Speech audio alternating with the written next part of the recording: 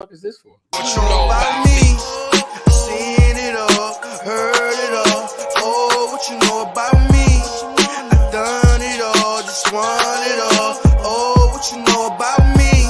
I seen it all, heard it all. Oh, what you know about me? Oh, what you know about me? Oh, what you know about me?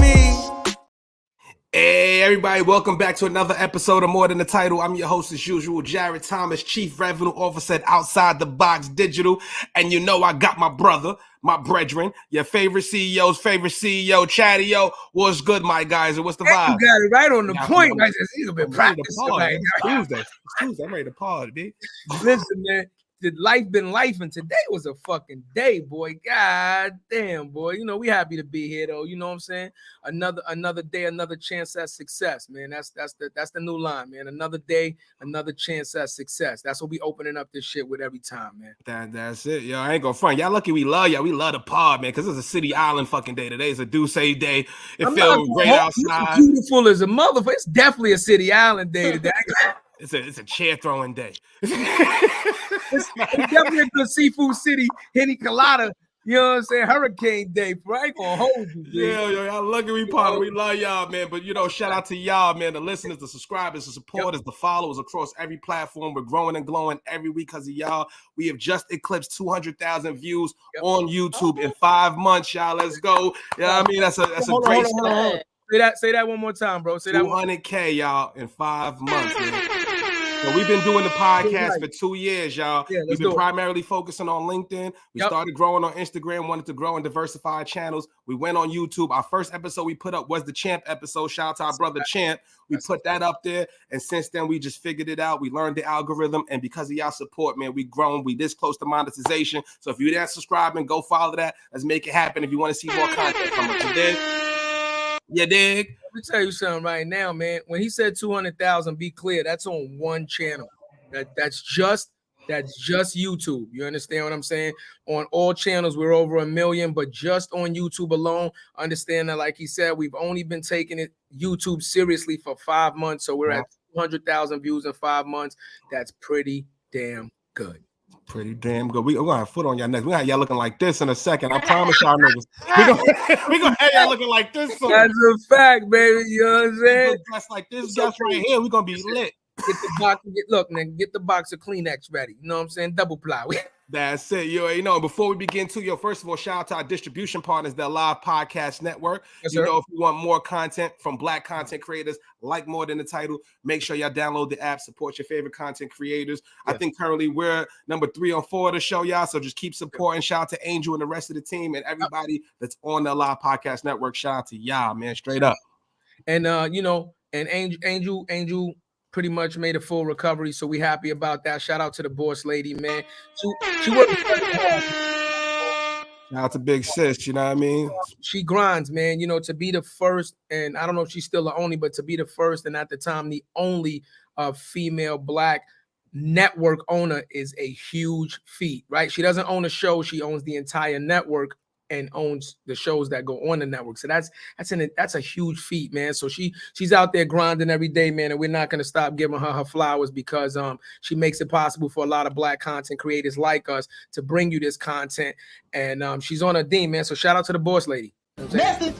That's it. You know what I'm saying? With that said, you know what I mean? It's a special Women's Month episode, y'all. Right. So all month we bring y'all queens, man. We was going to diversify it, but we going to bring y'all the best and brightest Black women who are doing their thing. And this young lady is no exception to that. With that said, let's start the show. Knocking and popping. Let's give her the intro she deserves. This young lady is a director and screenwriter of 3 films, Gang, Gang, Gang, 12, and Waymore Place, as well as the popular web series Juicy, the series, which has well over millions of views on YouTube. She's also acting in all of her projects, and 3 of her films are currently available on Tubi right now. And she's also authored 4 books, y'all. You heard what I said? She's writing, directing, shooting, acting, and making books, and acting, and doing all of that. She personifies what it is to be more than a title, and we are glad to present her to you and celebrate this queen. Let's welcome Miss Zoey Taylor. You dig? Let's go. Yeah, you definitely need a double horn. You Double need a horn. double horn for that. Double Man. horn. Yeah, again, Please. another super talented young black woman, and we're gonna celebrate you, Queen. Welcome to the show. Thank you guys. Thank you. Yeah, absolutely. Shit, thank you, man. You know what I'm saying? I ain't gonna lie though. I'm gonna start it off. Raunchy. You making it hard for these bitches out here. I think he's going. You're making it hard for bitches out here because you're setting the bar so high that you know what I'm saying. Motherfuckers ain't gonna want to hear no excuses from nobody no more. Like, hold on, shorty over here, right? Rap, and you. What do you do? Oh, no, get to the back of the line. Yo, now that's a good point right there, though. You know what I'm saying? But let's get into like how you began that, because first of all, to do all of those things is amazing, right? And she also shout out to you. Remind me of Moses from Money and Violence. We cool with Ace, and that's how we initially met you. Who's that? Moses. He was Ray from Money and Violence. He did the same thing. Wrote, directed, shot us everything. Yes. Moses caught me off guard. I'm like, who is that? Yeah, I should have said Ray. His real name? Yeah, that's his real name. Oh, okay. Yeah, so we met you. So for the listeners, we met this young lady Zoey through Ace. So we had Ace on the show. Ace is our brother. We had a great event out here in Parkchester, Golden Corral. Shout out to them. We met Zoey, heard about her story. Like, yeah, we gotta have her on. And you from the X, you know what I'm saying? So just walk us through, like, you know, your upbringing. Hold on, we gotta touch on that. Ace actually came to the Bronx, so we gotta make that. I know, Ace came to that. Ace spoke a lot of shit about the Bronx all the time. And ladies and gentlemen, Ace brought his ass to the Bronx. And once again, we not fucking around, right? Ace came on the show and Ace had an event and we showed right up to the event, right? Once again, right, support your people. That's how we met Zoey, because if we didn't show up to Ace's event, we wouldn't have met Zoey and we wouldn't be sitting here interviewing her right now. So that just goes to show you the power of support in the culture. You know what I'm saying? Yes. That's it. And she was in there doing her thing, so I ain't gonna lie, because she was in there kissing babies and fucking. We never gonna bullshit it. Nigga doing drops. Sell my tickets to Waymore Place. Nah, I was mad. I wanted to do a drop. I was like, shit, I got an audience. They asked me to do a drop. I want to shout you out, Zoey, because you know, on some real shit, when we met you, your energy was on 20. Yeah, you were not afraid to work the room. You were not afraid to work the room. You were not afraid to just introduce yourself and just have conversations with people. You are the true definition of what a networker is, right? You went in there and you worked that motherfucking room, right? And it's because of that so many people were receptive to you, because your energy was just infectious. So shout out to you, man. Like, she worked the fuck out of that room, y'all. I ain't gonna lie, man. She was in there kissing babies, man, like this. Like you thought she was floating shit. Everybody was like, well, who the fuck is that? I need to know her. Like, word. You're like, nah, you know she did. I'm like, what? Doing drops. You had 4 drops, 7 pictures, 3 shares. And we add a little bit more content to it, and she was fully clothed, right? Wasn't walking around half naked, wasn't walking around in no slutty, sensual shit. She was fully clothed and went in there and handled her motherfucking business like a businesswoman should, man. That's real. That's real. Thank you. Shout out to you, Zoey, for real. That's real. People got to hear that shit. You know what I'm saying? You wasn't in there selling sexuality. You was in there selling yourself and selling the business and selling your talents, man. And you handled yourself appropriately. That's a fact. Message. We celebrate that here. Celebrate that. We got to talk about shit like that, because a lot of times people say that the only time that black women succeed is to sell yourself, right?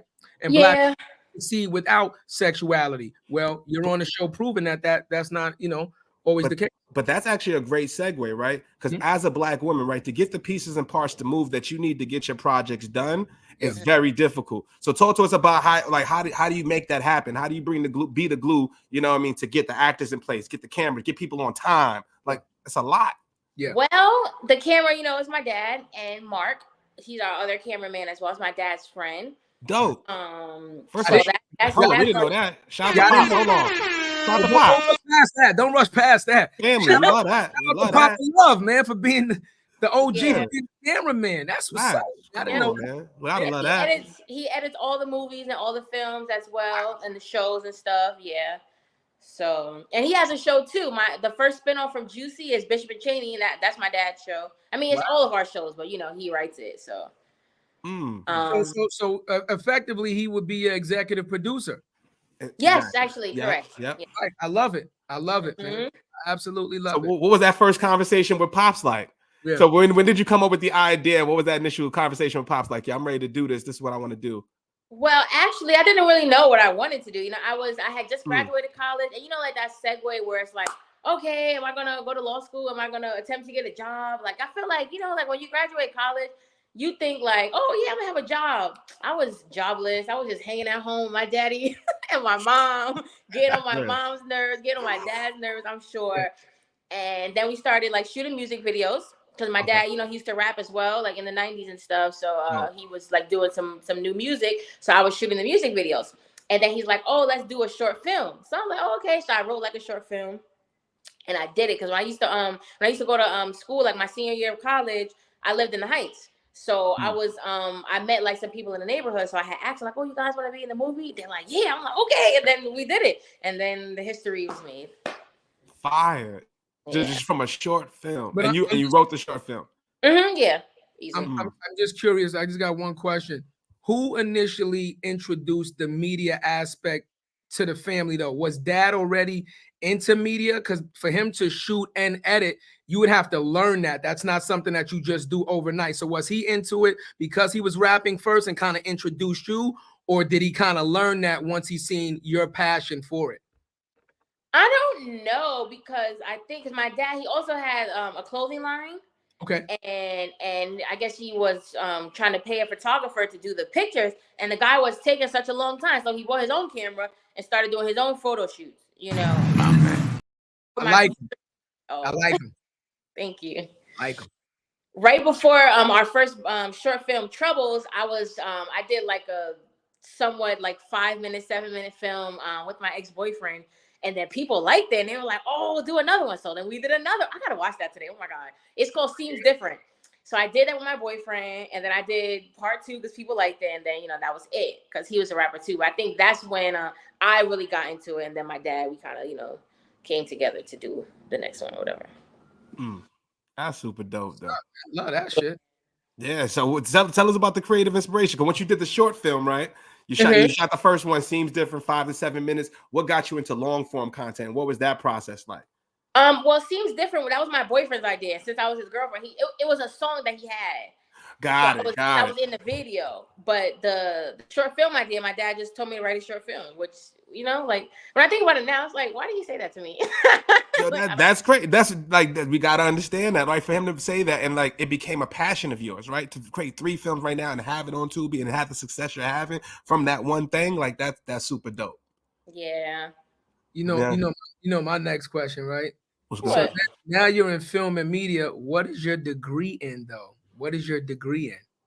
Ironically, my degree is in sociology and criminal justice, but that's my first degree. You see, what talk about that all the time. We talk about that shit more than anything. Most people go to school, get a degree, spend all that fucking money studying something, and come home and do something completely fucking different. But that's life, right? That's life. No, that's not life. No, that's not life. That's not the way it's supposed to go. It's just reality, huh? What kind of parents you have? Because I have the kind of parents, you go to school, you graduate, and you get a job. Like, I don't know. You miss what I'm saying. I'm saying that's not the way it's structured, because why would you go to school, pay to go to school? Remember, some of these schools are super expensive. Oh, trust me, I know. I went to a private school. Right. You go to school for 4 to 5 years on a base degree to learn a craft, to now come home and not get a job in that craft, to completely do something else. Then technically, what did you go to school for? I mean, me personally, like my parents always told me college is about networking. It's not about like what you know, it's about who you know. I met a lot of good people in college that I still connect with, some of my actors, but also you have to understand, like an undergrad degree, like it's cool. You learn time management, and you learn useful things as as far as like moving through society, like sociology and psychology, because there's a lot of people that's messed up out here. So those classes are integral to life. But unless you're in like going to something like specialized, like engineering, science, law, or hospitality or medicine or something like that, undergraduate really isn't all it's cracked up to be if you're not taking it like the next step. Message. Well, here's the thing. Let's talk about what the educational system was designed to do. Undergrad was designed to give you a degree that walked you into the door of most what they consider to be middle class America, mid-wage jobs. Yes. That's it. Some of these jobs you cannot even take working for the Board of Education as a teacher.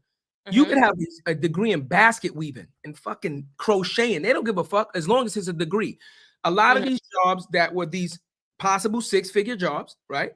You just had to have a degree just to walk in the door. So that's what college was for. It was to separate the people that had the ability to pay for schooling from the ones that didn't. So that would thin the herd, right? When you're applying, think about it. Even now today, not saying that you can't do a job. There's a lot of jobs right now where the prerequisite is a certain degree. It's yes or no. The prerequisite is a certain degree. If you don't have the degree, you can't even apply. You can't even apply because they won't even look at you. Now, there are certain programs where you can be in school. They'll hire you as long as they see that you're in school working towards the degree. But once again, it is a commitment to a degree. No, I'm not disagreeing with you there, but I do disagree with you saying like it separates, people who have money from people who don't, because look at all these CUNY schools and all these other things like that. You can get financial aid. I mean, I can't, but other people could get financial aid and stuff like that. So I don't think it separates people based on money. I think it separates people based on determination, because college is just about finishing, just like high school. Like when people tell me they dropped out of high school, I'd be like, why? All you had to do was show up. Show up, get the degree, so I don't think it separates people based on, if they have money or not. Unless it's like an Ivy League school, then yes. Because even the CUNY costs money. That's what I'm trying to show you. Not that much. That doesn't matter. Doesn't matter. But people have financial aid. You're still missing it. I'm missing it. Yeah, I'm missing it. High school. Is free, right? A CUNY stands for City University. A SUNY is a state university. It's a discounted tuition. Doesn't mean cheaper education, just means discounted tuition, but it still costs money. So once again, there are people that still can't even afford a CUNY or can't even afford a SUNY.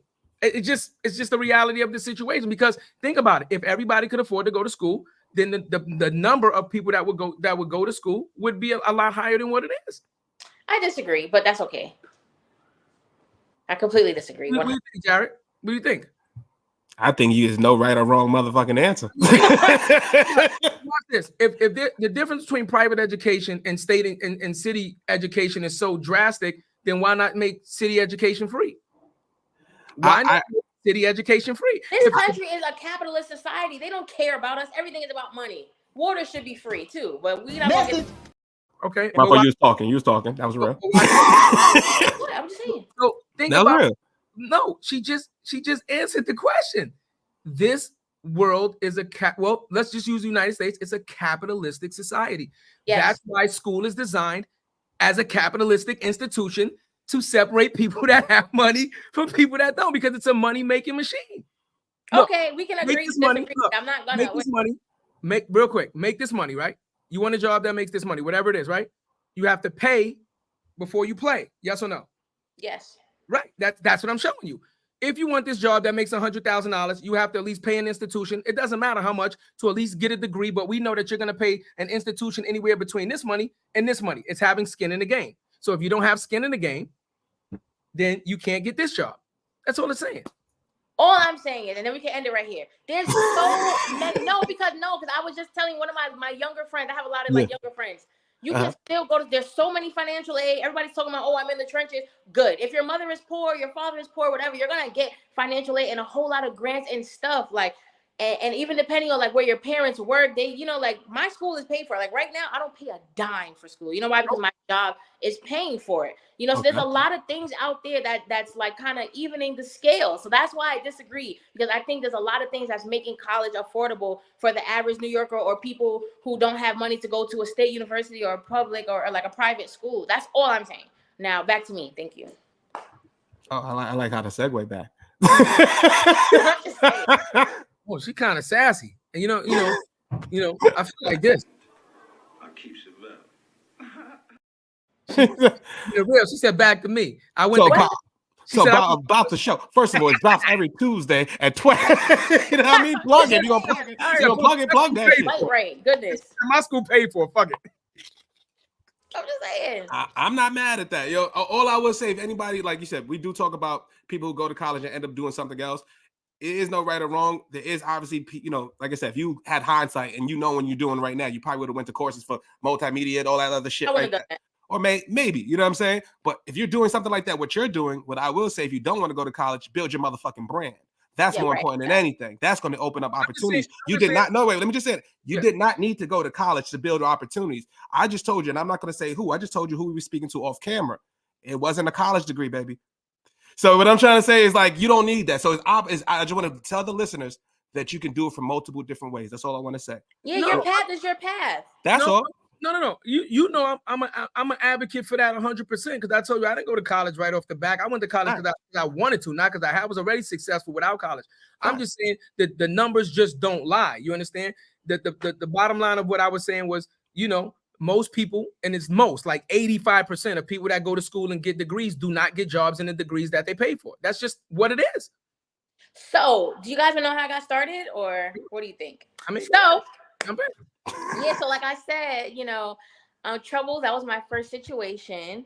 Yeah, and I started like right after college, and you know, I only had about 12,000 followers on Instagram at the time, so nobody really cared about what I had going on. So I only had to use my friends for all my movies for the first 2 or 3 projects. Yeah.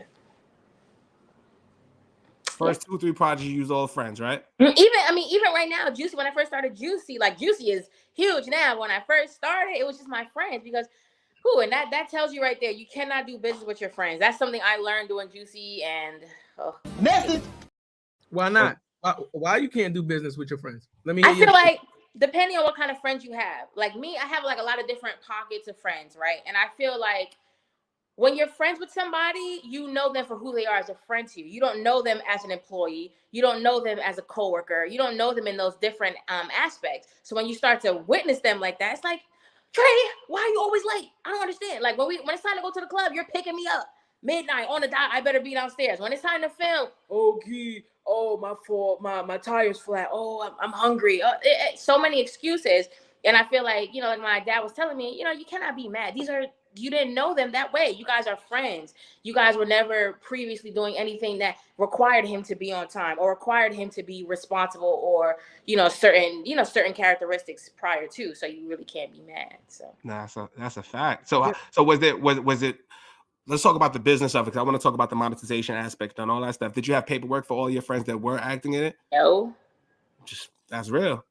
So it was just like, it just is what it is. Like nowadays. Yeah. People want to be paid in clout. Like you see, like a lot of these celebrities. Well, I classify certain people as celebrities, but a lot of these social media people, you know, they have a whole bunch of followers. They don't have any money. I personally know somebody that has a lot of followers and be asking me for money. I'm like, you can't pay your rent with your followers? Oh, I'm sorry about that. So, you know, sometimes a lot of people, they just want that clout and that instant gratification and people acknowledging them and stuff like that instead of actual dollar money. Yeah, a lot of people. Hey, everybody, whatever. But that's just the problem with the Black creator economy. Most people don't know how to connect the dots. Yeah, that's the truth. You just saw it on Earn Your Leisure. They were just talking about it just now. You know, 85% of Black content creators make less than $100 a year. Yeah, 85% of Black content creators make less than 100.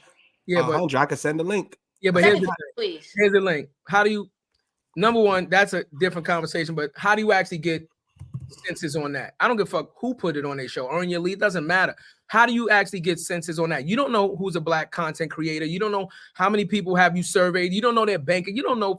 That's you fucking throwing some shit in the wind and hoping that it sticks. It's almost impossible for you to get a number like that unless so many people signed up and said, "This is my ethnicity. That's what happened. That's what had to happen. They have to do it. If you got a million followers, they got a community first with Earn Your Leisure. They're getting 20,000 on a live right now. You think they couldn't put out that survey and say who's making this, who's a content creator, and they got their own first party data? I'm sure they didn't though. What we don't do is put out information that we can't back. For you to put out a blanket statement saying 85% of content creators, we don't know if it's a blanket statement or not. We don't know the research. Listen to what I'm saying. 85% of content of Black content creators. So we're talking the entire United States. They don't have that many followers to do that kind of consensus. It is what it is. You can say 85% of our followers. That's what they can say. 85% of our followers that are content creators said they only make this. But to put out a blanket statement like that, I don't believe that. But what I wanted to do is backtrack you, Zoe, on what you said about your friends. Here's the thing about that. When you're friends, you have things in common. going to the club, that's what he wanted to do. He wanted to party with you. When you start to involve your friends in a passion of yours that could possibly be a job or a career, if their passions don't align, therein lies the problem. That's not a black thing. That's a people thing in general, right? Black people. Right. No, I'm just saying. So if a person, Mike, let's say Mike, right? Mike loves the club with you because you said you got people that friends that do a little bit of this. That's everybody. Everybody has friends. I got friends that I only travel with. I only club with. But everybody has friends like that. But the moment you ask a friend to do something that now in their mind turns into work, and they're not getting paid for it, and they don't have the vision of longevity or long-term, they don't see the ROI on it, of course you're going to run into that kind of a situation and stuff like that. That's the same thing that Ace said. You remember what Ace said? When he now it was when he said they did Money and Violence. It was, remember what he said? Yeah. It was the same shit. They did it with their friends. Some people was involved, and some people was lackadaisical, and they had to get, stand-ins at the last minute until the shit took off. And once it took off and motherfuckers realized they can get paid from it, then it was a whole different conversation. But the bigger problem is people don't know their brand equity, right? So for instance, like for Zoey, for your instance, right? Like you're starting your own show. Say who the co-star is, the third person. It could be somebody who's just a good person on the show, has a few fans, brings some value, but they want the whole lion's share, right? But they don't know how to calculate their brand equity. You are the star of the show. You're writing. You need to deserve the lion's share. Who's invested in this project? And people don't think that way. We just think, yo, we lit right now, and there's money coming in, and then we crab in a barrel ourselves and do some dumb shit. Yeah. That'd be the worst part. So You blame people for that, Mass. If she said, help me out, if she didn't approach, and this is not against her, this is anybody. If you approach somebody as a favor, do me a favor. There's no paperwork involved. You didn't approach them on a business aspect. You approached them as a friend. Do me a favor. I need your help as a friend. So as a friend, they're going to do friend shit. You can't get mad at them for not having like super business acumen when you didn't approach them on business. You approached them on some do me a favor shit. Yeah, that's why I got rid of him. That's it. Exactly. Yeah. And so moving forward, what are some things that you put into place to do that? Because there's people listening right now that want to direct and shoot their own videos. What goes into that? Like what kind of business acumen or things they should be considering when they start this thing? I think, I don't know if my dad always says like sayings to me, I always jumble them up, but ship is only as strong as its captain or something like that. So it starts with you, so if you're not responsible, if you're not on time, if you're not respectful, you cannot expect other people to give that same energy to you, and I feel like it's all about professionalism and transparency. My cast knows I don't make no money. All the money that I make from my actual job goes into Juicy. I really don't have too many bills, So all my money I just funnel it into there. So I think when you're transparent with people and let them know, like, hey, the goal is this. If you're gonna stick around, cool. If you're not, Juicy's only gonna have 3 people in it: me, my dad, and Mark. But that's real. That's real. Sometimes you gotta be, honest with people and, really be serious about your craft, because there's a lot of people that call themselves filmmakers and they don't put out quality content. There's no messages, and not everything has to have a message, but they'll do things and the movie will never come out or the show will never come out. And it's like, you don't have these people come out here, stand in the rain. They're there for 3, 4, 5, 6, 7 days and the movie never comes out. The show never comes out. You don't even let them know anything, any updates. And that's just how you move it. So I feel like that's very hard on the actors, because it makes them feel like, man, I'm doing something, I'm putting my time in, and it's getting me nowhere. Because you got to think about it like this. Everybody's an opportunist. Everybody's doing something to get somewhere and all that other stuff. So you cannot be mad at, people doing things, but, you just have to follow through with your word. That's message. That's an absolute fact. But what was the first actual series that you created? Because it said in the intro, we said we got 3, right? 3 right now on Tubi. What was the first one? And what was the inspiration behind it? The first movie is Troubles. First movie is Troubles. Tell the audience about that. Like, tell us about Troubles. Like, give us through the plot. I haven't seen it. I want to know. I wanted to have this conversation. Troubled? What? No, I wanted to speak to you first. I wanted to know what's up. You should have watched it first. So no, I'm gonna talk to you. Troubles is really about like my okay, hold on. Oh, I can say his name. Yeah, my friend that's moving with me, Mouse. He was like a brother to me. So when I used to do security overnight, I used to get off at 5 in the morning, right? And Mouse would come meet me at the train and walk me back to my building every night. One day he saw me, he's like, "Why are you walking out here so late?" I'm like, "Man, it's the time I get off work. I could I need a little money, So we developed a relationship that way. So Troubles was really just about me and Mouse. It's about a young girl and her older brother whose parents died. So the brother Mouse, he keeps getting into trouble, but then it leaves his sister kind of in the crossfire of what's going on. So it's really about how they navigate through the heights while their parents are dead. Wow, that's dope. Yep. That's It's one dope. of my favorite projects, honestly. And what was the shooting process like? You know what I'm saying? Like, how long does it take you to do an episode? Like things Well, like that.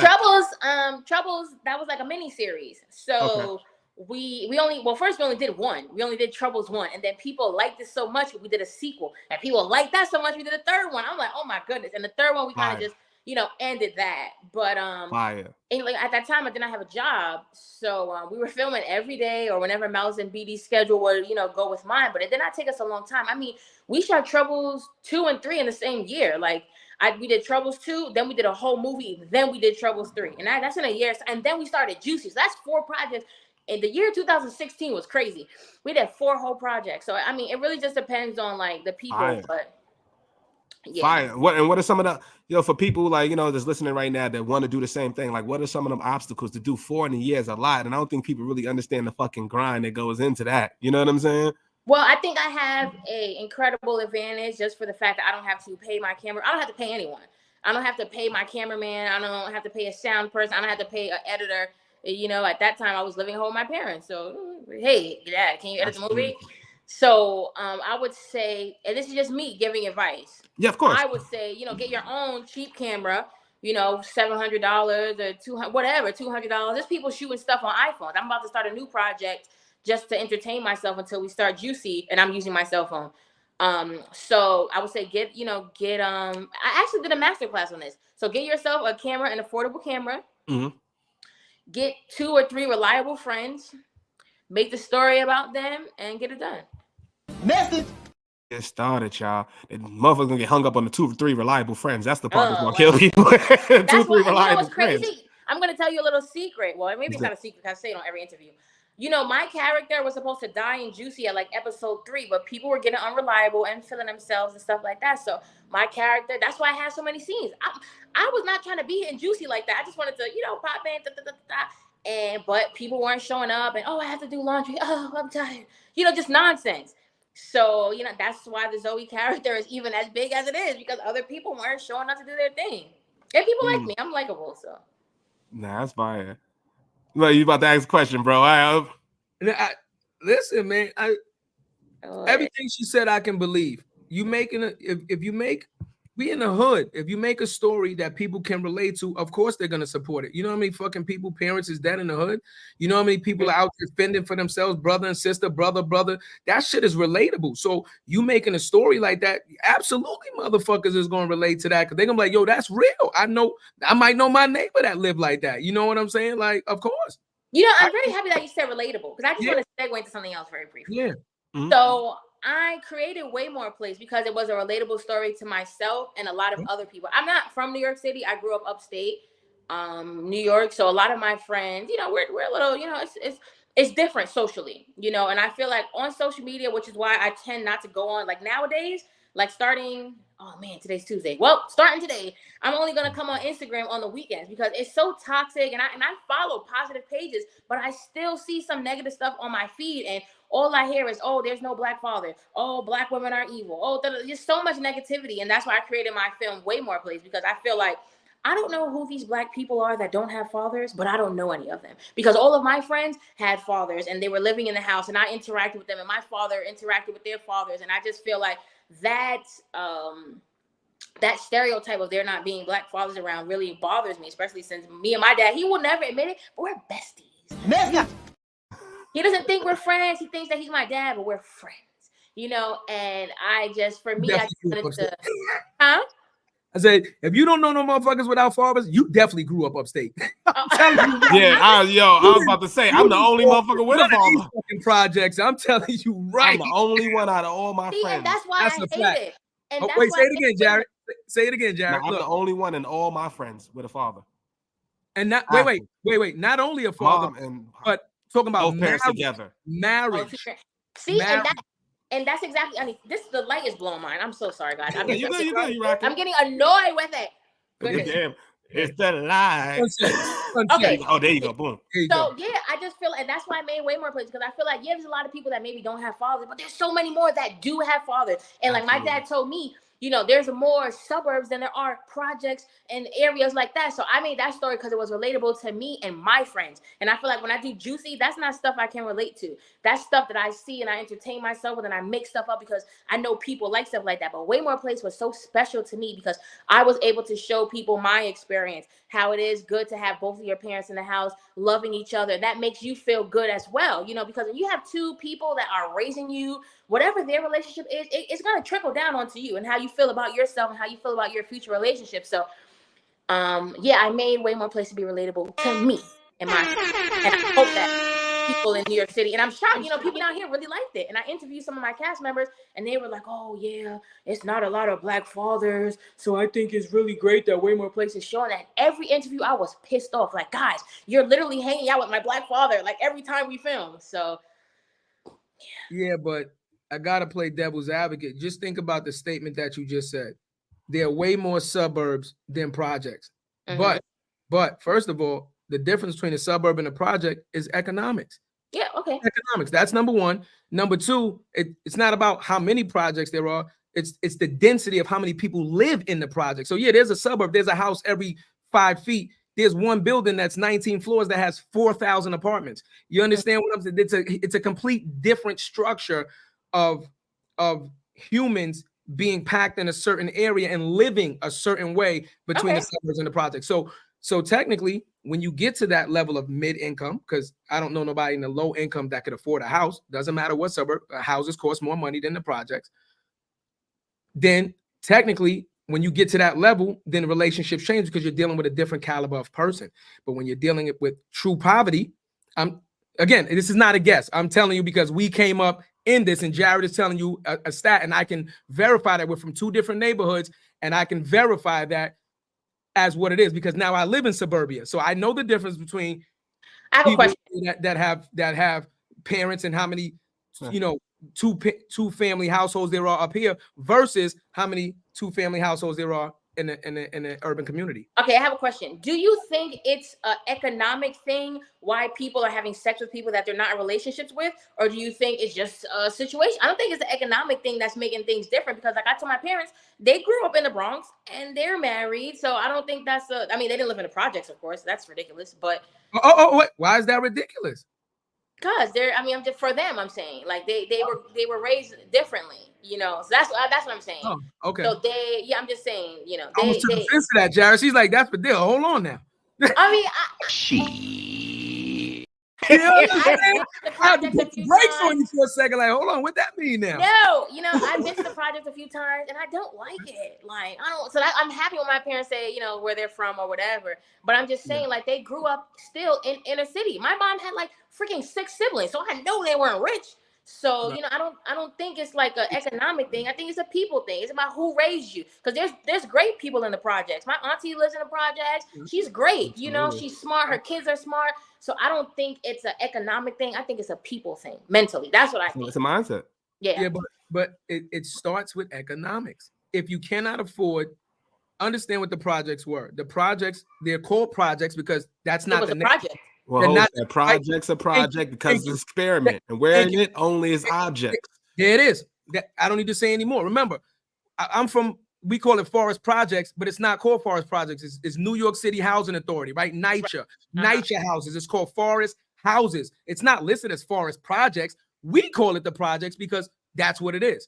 Mm-hmm. So again, if you know what the projects is as an experiment to put low income to impoverished people and cram them in the space for a few years and move out so they can bring in the next group of people. That's how it used to be. No. Yes, hold on. No. I literally just read this the other day. Read up on it. Project started where? Chicago? Yeah, I don't remember where, but I know what it started as for Chicago? People like the workers to have a place to live for 3 to 5 years and get money and move up and move out. Now it's just generation, but it used to be this people, boom, you come in, you do your time, get out. But anyway, they created it. They created it to see what we would do when we were all crammed together in an area that was under-policed, it was undervalued, and under-resourced. And what they found out was they were absolutely right. So you stick a bunch of people that are impoverished, under-policed, right, and under-resourced and undereducated, and all you have is replication of poverty. Where did you read this? What study was? What do you mean? That's what it is. No, I'm saying what is the Well, I know the story of the project, so where it started at and things of that nature. And if you look at those neighborhoods now, I want the source so I can read it myself. What the source? You just Google it. You say, what is the sometimes source? I like Google, but I can type up whatever book you were talking about. I can look it up myself. Just Google it and say, where was the first project, right? Or where did project start? It'll come up. It'll tell you the story of the first projects. It'll tell you how the police didn't enter it'll give you the whole entire story. Yeah. Hold on. I do want to do this. I'll wait because I want to plug my laptop in. We're gonna fact check. I do it for the children. Do it for the children. You gotta fact check. Because look, again, right?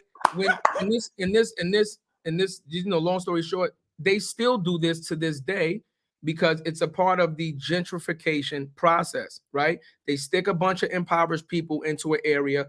They don't give you resources to maintain the area. They don't give you education to make it out. And what happens is, and they under police it. So the value of the area drops, it drops. Eventually it gets so bad that people move out, right? People move out. And then when it's worth nothing, pennies on the dollar, they come in, buy it up, tear all the bullshit down, build up new buildings and more expensive shit. And now it's too expensive for anybody that grew up there to come back and live. That's rinse and repeat. I mean, I guess I don't have whatever. There's some projects I can't wait for them to get rid of so I can move in. Some of the best real estate ever. You got people sitting in there peeing in the elevator, stuff like that. Yeah, get them out of there. Let them go. Building. That's what I'm trying to tell you.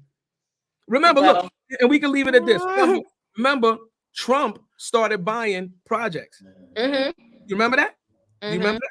Trump I'm not. I just started recently paying attention. Okay, so Trump started buying projects, and one of the other things that they started doing to kick people out of projects, because exactly what you just said, look, happening in Brooklyn right now. What they started doing was, one of the things that people loved about the project, you don't pay for water, you don't pay for electricity, right? That's why they call it project heat. You have that shit running all day. You have the AC running all day.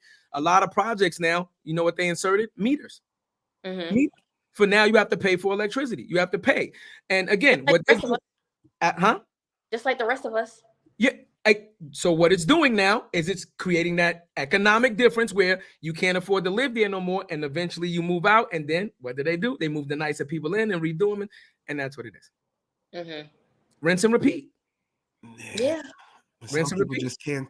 Some people can't just see the opportunity. Like you said, it's the mindset. Once you're in the project, it's a mindset. Yeah, like that. But that's why we do the show. Like, to give you context, it's like I got motherfuckers from the block right now that I've known for 30 fucking years. I've never seen them off the block. I've never seen them off the block. Now I can go to the block right now and go get some papers or something like that. And guess what? They're gonna be like, yo, I want to start a podcast. How do I do this? Yo, what's technology? Yo, what kind of laptop I need and shit like that. You're trying to change the mindset little by little. And that's just what it is. But motherfuckers are so stuck and can't see the opportunity. They're just like, yo, I'm here. My mama grew up here. My grandmama grew up here. My mama before them. And it's like, yo, for anybody listening, get the fuck out of that mindset. Please. Somebody has to be the one. Somebody has to be the one. When you don't leave, guess what happens? When you don't leave, guess what happens? You all become fucking related. You grew up with how many friends, Jared? How many of your friends got fucking sisters? How many of your friends got cousins? If nobody leaves, you know what happens? Your fucking cousin ends up dating his cousin. Your brother dates his sister. They end up having fucking babies with each other. And then everybody ends up fucking related. That's the same thing with small towns. Then we end up looking like this. I'm telling you, everybody ends up fucking related. Oh. Listen. And listen, I'll keep it 100. We can keep it all the way 100 because we don't fucking hold no shit back. Me and Jared are related, but that's one of the ways that me and Jared is related. That's how many other ways? I said that's one of the ways that me and Jared are related. You know what I'm saying? My uncle, his aunt have a kid. That's my cousin. That's his. You know what I'm saying? Like, everybody get together. His cousin dating my sister. Shit. Okay. What happens? That sounds crazy. I mean, hey, it is what it is. So, again, you know, this is why, seriously, like, this is why we harp on stopping and applauding people like your father that took the time to encourage you to follow your dreams. He could have told you that movie shit is bullshit, right? He could have told you anything to discourage you, but he said, not only am I going to encourage you, I'm going to support you and foster you. This is what Jared is telling you, right? Jared was fortunate enough to have a family where his father was one of those type of guys, not only to him, but to all of us. Like his father is still that fucking dude. Like anything, his whole family's like that. Anything you wanted to do, his family, the guys in his family and his uncles, that's how they were. They were like, yo, you want to do something? Fuck it, let's do it. Nice. Yeah. Again, right? You change one person, you start the domino effect of people that can get out. Now, everybody's not going to get out, Zoe, right? Everybody's not going to get out, right? Yeah, sorry. But the people that do get out, hopefully you have enough knowledge, right, and enough impact, so when you get out, you can now reach back and try to help somebody else get out, right? It's not going to change overnight. But if we slowly start the wheels turning, then eventually, you know, we as a culture, we get better, and then we start breaking. You and I are privileged, Zoe. We're privileged. I guess so. People tell me that all the time, and it's so funny. When speaking about giving back, I went to a school in Brooklyn Friday for a girl boss brunch for like middle schoolers at a charter school. Yeah. Oh my God. I had the time of my life. Cause I don't interact with young girls. I have little cousins that are like 6 or 7, but like to see like 13, 14-year-olds, they're all smart. They're all pretty. You know, I was so happy to interact with. I gave them books. And then one of the girls, I think she was in like 5th grade. She came up to me because, you know, I have a lot of different books. I have one of them is like how to write a book in 30 days. And, you know, after we had food and stuff, she came up to me like, oh, I think I have an idea about a book that I want to write. It's about animals and they can speak to each other. And I'm just like, oh my God, I want to cry. I'm like, oh my God, this little girl wants to really write a book. And my book is giving her instructions on how to do it. Like, I'm still living off that high right now. Cause I'm like, man, that's so amazing. Like, you know, cause nowadays these girls, they don't have nothing to look up to, you know, and I'm not discrediting Sexy Red or anybody like that, but there's a lot of girls, you know, like they look up to, you know, girls like that. They don't have nothing going on, but they still got a lot of, you know, trips and this and that. And, you know, so that was great for me. As it should be. But once again, they got to see a Zoe to know it's possible. Yeah, I agree. Yeah, you know what I'm saying? They got to see you. And that's why I'm saying you and I are privileged, right? Because at the end of the day, you and I got to see life with 2 parents in a household and know what that's like. We know what the arguments are like. We know what the great times are like. We know what structure looks like. We know what foundation looks like. I was in private school. My brother was in public school. My brothers, you know what I mean? Dudes I was hanging out with, they all went to public school. Our mindsets are completely different. Yeah, I went to private school for a little while, and then I finally was publicly educated. I forgot what grade. It was a wrap. I went for 2 years to Evander. Motherfuckers were trying to teach me how to pick a verb out of a sentence in junior year in high school. I'm outside with it. I got ounces. I got this. I'm trying to do this. We outside. I got a free crib. Like, there was no way in hell I was doing that. I go there, pass the test, and I'm back outside with it. Yeah. Failed the whole fucking year with that shit. Well, I definitely think like now I'm going to go back to what Chad said. It is definitely a little different because skipping school upstate is not the same as skipping school in New York City. Y'all got places to go. If we're skipping school or we're going to walk past a cow farm and go to somebody's house, there's only one Domino's, there's one Pizza Hut. We just got 2 McDonald's up there, you know, like they're building up to be a bigger town. But when it was my time to go to school and we were skipping, first of all, I didn't even skip school like that. So where are we gonna go? What are we gonna do? If we're not skipping to do something fun, I'll see y'all in class, you know. So it's a little different for us. Facts. Is that Pops too on the check-in? Is that your Pops on the check-in? Oh yeah, that is my dad. Pops on the check-in. Hold on. The OG right there. Pops on the check-in. Hold on, let's get more horn real quick. OG right there, man. Oh, that's cool. Absolutely. Yeah, so Pops, man. if you checking in, we just finished speaking about you, Pops. We talking about the privilege, you know what I'm saying? Just the Black household, man, being together, having a mother and a father together, what kind of impact that had on Zoe, man, and just you pouring into her, man, how we see what that has changed her trajectory, man. And we need to hear that shit from the Black community, man. So that's real. So shout out to y'all, man. Shout out to you and your daughter. Now, I mean, y'all doing the damn thing. Yeah, we definitely gave you your flowers too, man. We Doing the support damn the Black man. We support the Black man in the household because it changes the dynamic completely. So shout out to you, OG. Word up. We appreciate you. Yeah, we appreciate you. And you know, listen, man, if we'd have known that you was gonna check in like that, man, we'd have brought you on the show too, man. That would have been dope, man. You and your daughter side by side talking about it. You know what I mean? You want to send them a link? Send them a link. Let's pop up. Send them a link. Let them come on. Yo, Pop, man, if you want to come, I'm gonna send you the link in the private chat if you want to send it to him. Yeah. Well, if I leave, is it gonna make me leave the thingy? No. You can just send it. Yeah, you just send it to him. Yeah. But yeah. Yeah, you know what I mean? Like, you know, that's super dope, man, because you know, like look at the the snowball effect that your father had on you. Think about it. Your father poured into you, made you what you are. You just said you went to a school. You don't know these little girls from nobody, from nothing. Mhm. But your book, because of what he made you, you were able to provide inspiration to another child that now possibly could become an author because of what you did as trickle down effect of what he did. And that may not have a father present. Thank you. And she Right? might We don't know. We don't know how she We don't gets know. poured into. No, we Don't don't. know. We don't know. We're just saying that. We Yeah. don't Don't know. We You don't don't know, right? And that's probably why she like, oh shit, it is possible. You See? look just like me. There it I is. can be you. And There it that we really downplay what that looks like, man, because we feel telling like we all got to be a fucking mega celebrity and doesn't that. We impact over metrics. Like you just changed somebody's fucking life, and you Yep. telling people how to write a book in 30 days, right? A lot of people, you know what we do in the hood? We count ourselves out before we fucking start. Yep. I didn't know you can start a book in 30 days. I want to know. Shit, I'll read a book. I'll write a motherfucker right now. Why, Jared? You know why we count ourselves out? Because we don't fucking believe in ourselves. You know why we don't believe in ourselves? Because nobody else believes in us, right?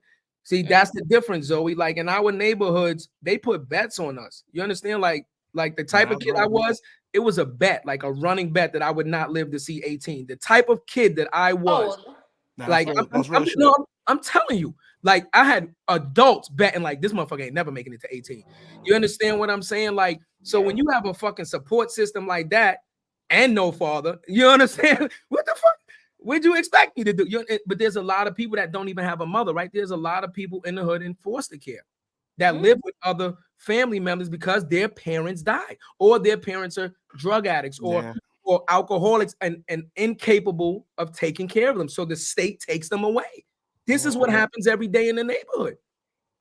It happens. This is what the hood is. That's actually a dope story too. That sucks. Yeah.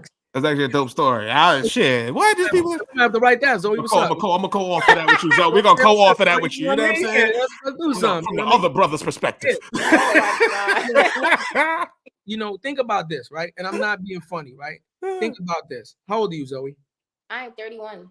Okay, you a 31-year-old woman who can sit here and say, I'm an author, I'm a director, right? I'm an actress, and I have my films on network TV. Do you know what you understand?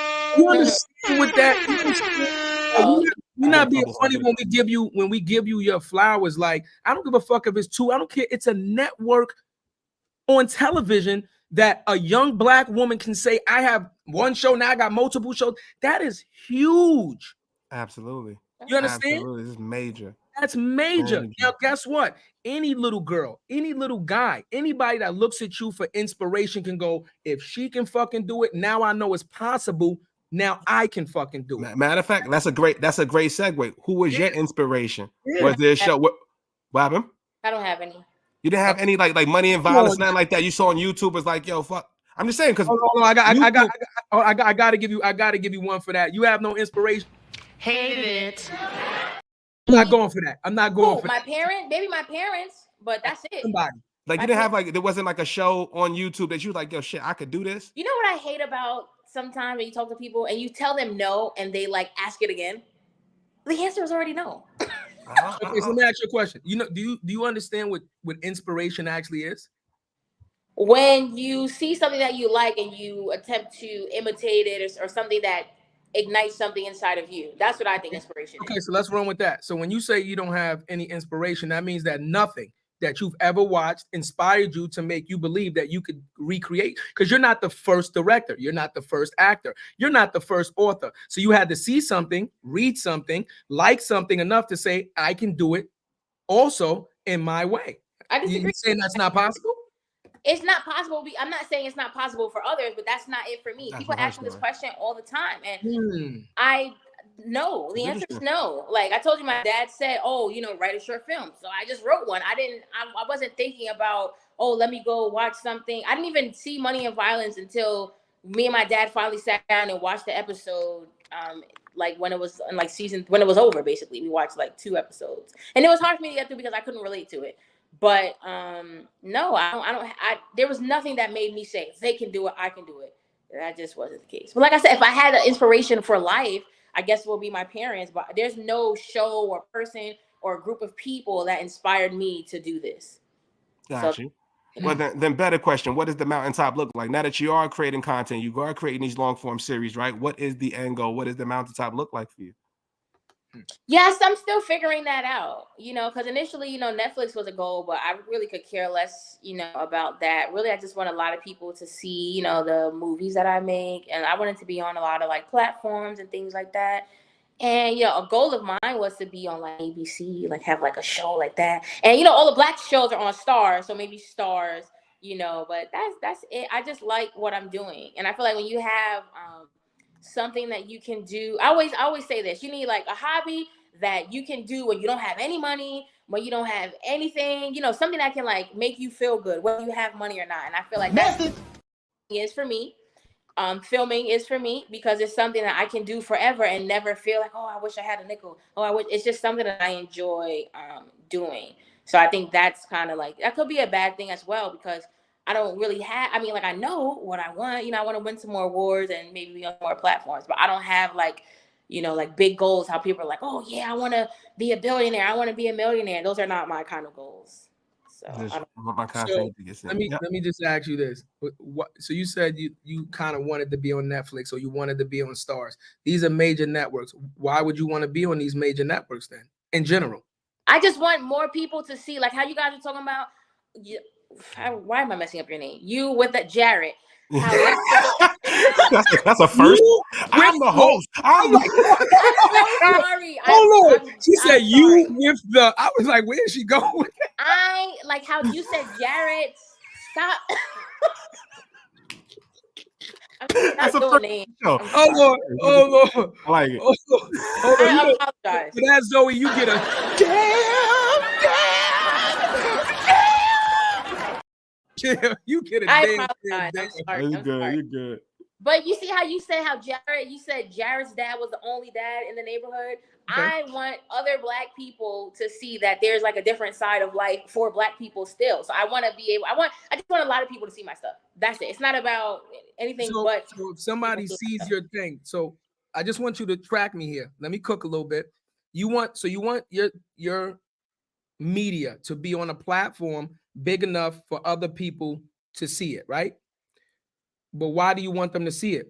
Why do you want them to see it? Because I feel like I want people to have, positive messages and, just other images of black people that aren't twerking in the club or shooting each other. Don't get me wrong, have a little gun violence because, the hood likes that. But the overall agenda and message is positive. So I just want black people to see more positive images of themselves. Sometimes I go on Tubi and I just want to set my TV on fire. Like, what am I watching? And not even just Tubi, Netflix too. No, I'm with you though. So I'm still cooking. I'm with you though. So when people see positivity, and it doesn't matter from who, but let's say your stuff, if they look at your stuff and find positivity in it, then what have you just provided to them? I don't know the question. I'm confused. If your media is on a platform, Tubi, Netflix, Stars, it doesn't matter. You said you want people to see it and see positivity, right? Mm-hmm. When somebody sees something and sees positivity from it, what do you think? What reaction you think that's going to give to them? Well, hopefully inspiration. What? I can't inspire people. Let me cook. That's why I'm not inspired by people means I can't inspire people. I'm just showing you something. You are a child that grew up into a young woman. You watched a lot of fucking television. You've listened to a lot of music. So when you turn around and say you want to send a positive message to people so that they can see a difference, but then turn around and say that you've seen positive messages, you've seen negative messages, but you've never found inspiration. That's why I just said that's kind of hard to believe. Well, it is what it is, Chatty-O. I can read I'm your just name. I'm just saying. People, I don't like, you know how like people are being like, oh yeah, Jay-Z's my idol, or this one is I don't have people like that. We didn't say idols. We just said. I'm just saying inspiration. I don't have it. I don't have that. I don't look at anything and be like, I want to do that.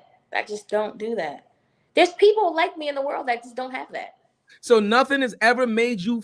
You've never listened to a song when you were sad. Don't get mad at me. No, don't get mad at me. Don't get mad at me because you got to have these conversations. You can't just take a regular answer and just be like, oh yeah, that's the answer.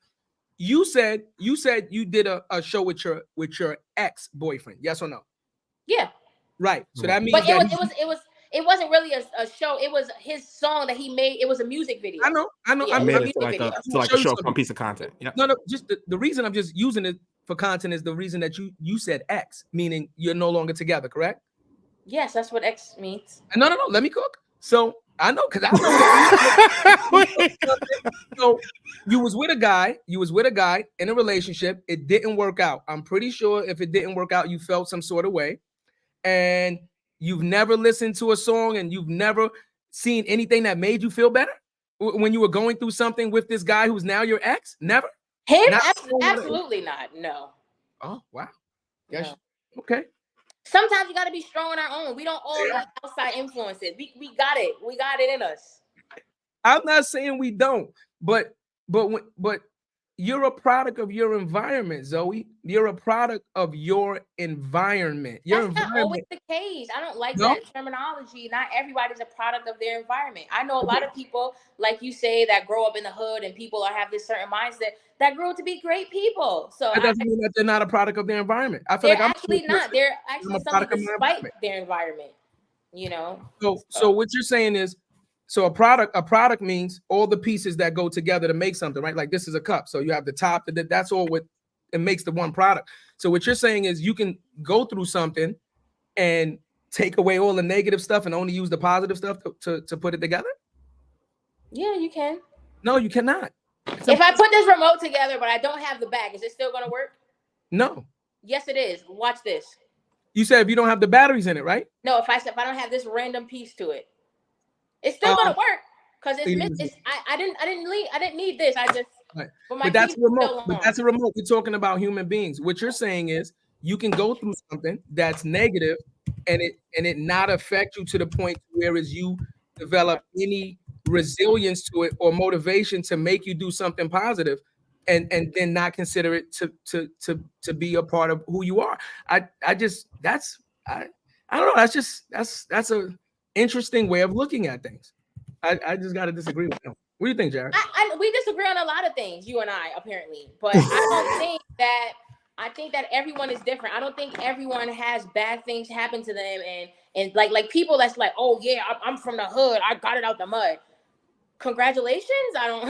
Do you want a reward for that? I don't think yes, I don't think that's great. I'm sorry. I don't think that's like a great thing. I don't think that because I feel like people that's the thing, like people are using the negativity and bad things to fuel them. What we really need to do is shun that and then look for something positive to push us in a different direction as opposed to holding on to that hate and that hurt. Oh, I'm from the church. Okay, well, you made it now. So, you don't have to keep bringing up that pain or whatever it may be. That's all I'm saying. So back to what you were saying about me. No, I don't have that. I think we should celebrate when we get out the hood. I think the major thing is how many people you help them get out too. I think that's the main thing. When you get out, what are you doing to help people get out? Like I agree with everything we saying. You guys both were saying, but I think I do agree with Chad on this. Like it's hard. I just found it like odd to say that you want to give inspiration, but you haven't been inspired. I think we all have been inspired. That's crazy. I don't care what I've never heard nobody say you can disagree with me too. So it just is what it is. You know what I'm saying? Never heard nobody say I just think like somebody inspired, like I don't care who it is, like somebody inspired me to create content, right? Nobody's doing it the exact same way that we're particularly doing it, but something inspired us, right? And our goal is to fuel stuff in the hood, show them and keep real stories and help people get out of this mud.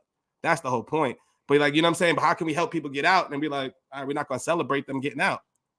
No, I don't think it's bad to celebrate that. I just think that it's annoying to keep mentioning that you've made it through the hellfire, like, okay, we can celebrate people making it. Absolutely. But I don't like when people keep going back to that negativity when there's so many positive things to look forward to. That's what I was trying to say. I can get with that. I didn't mean why do you think people keep referencing the fact that they made it out the negativity to the positivity? Why do you think people keep referencing that? I think they're scared. I think they're scared to see that there's brighter days and there's something that they haven't experienced. People that are from the hood, they know the hood. They know the struggle. That's something that they know and they're used to. Wake up every day. Oh, such and such is on the corner. Oh, when I go to school, he's there. When I come back, he's there. That's something they're used to. But something new, something positive, like that's a new adventure. And a lot of people are scared to do new things. So that's why I think they keep recollecting things that they've experienced and gotten over or whatever, because they're afraid to just be like, all right, well, I got out of the trenches.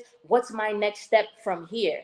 So instead of looking that way, they're looking that way. And I think it's always best to look forward. Message.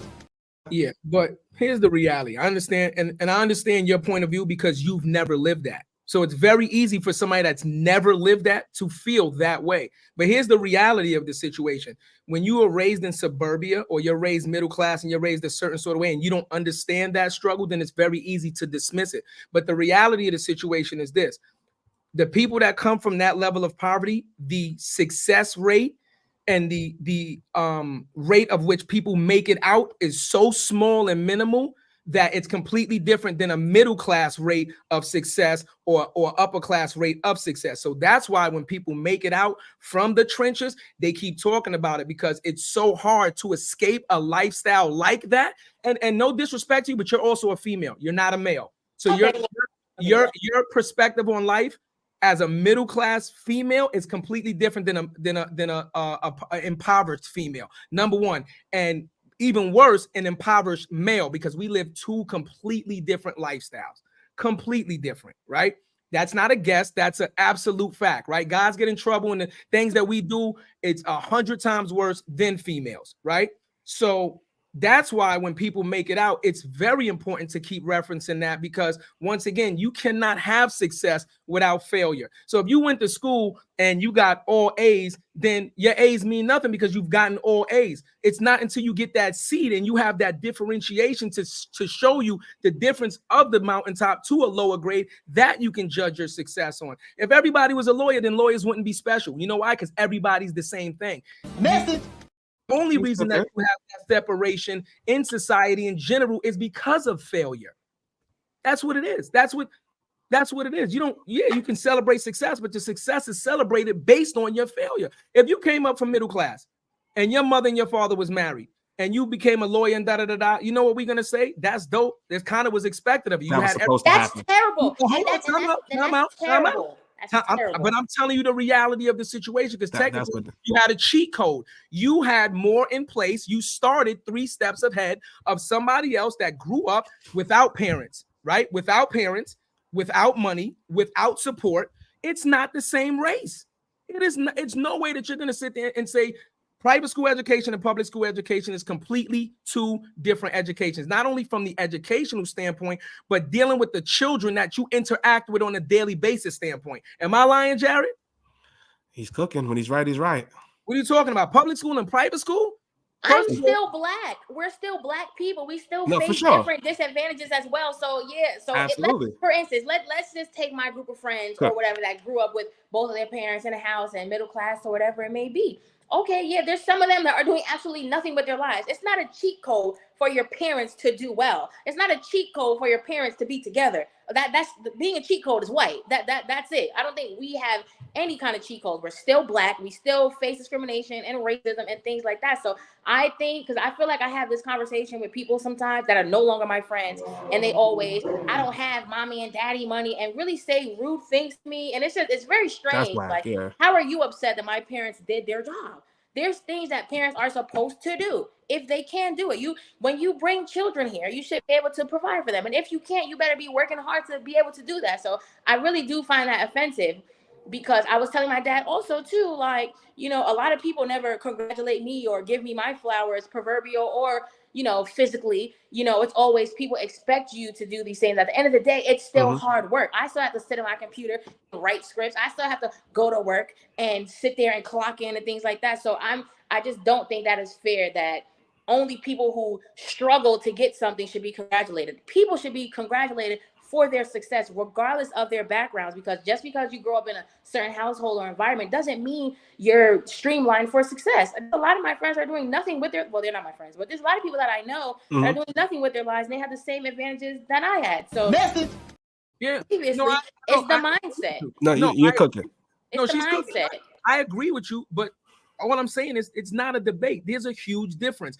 If you grew up with resources, I don't care what they are, parents, money, stability, it's completely different than somebody that grew up without resources. So if you succeed, not to say that it should be diminished in any way, because you're absolutely right.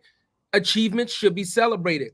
But if somebody did the same thing that you did, or even a little bit less, but started out 4 or 5 steps behind you, or with nowhere near the resources of you, that absolutely. Let me cook with you, because I could talk from Zoe's perspective as well, right? Because I had both my parents, right? And I used to get some of them same fucking comments, right? Yo, mom and dad was in the house, this and the third. And you know what? When I was a teenager, I didn't get it like that. As a 35-year-old man who has 2 kids, I totally fucking get it, right? So for me, I feel like my pops worked 2 jobs for 27 years, from 7 in the morning to 11 o'clock at night. I had to see that grind, right?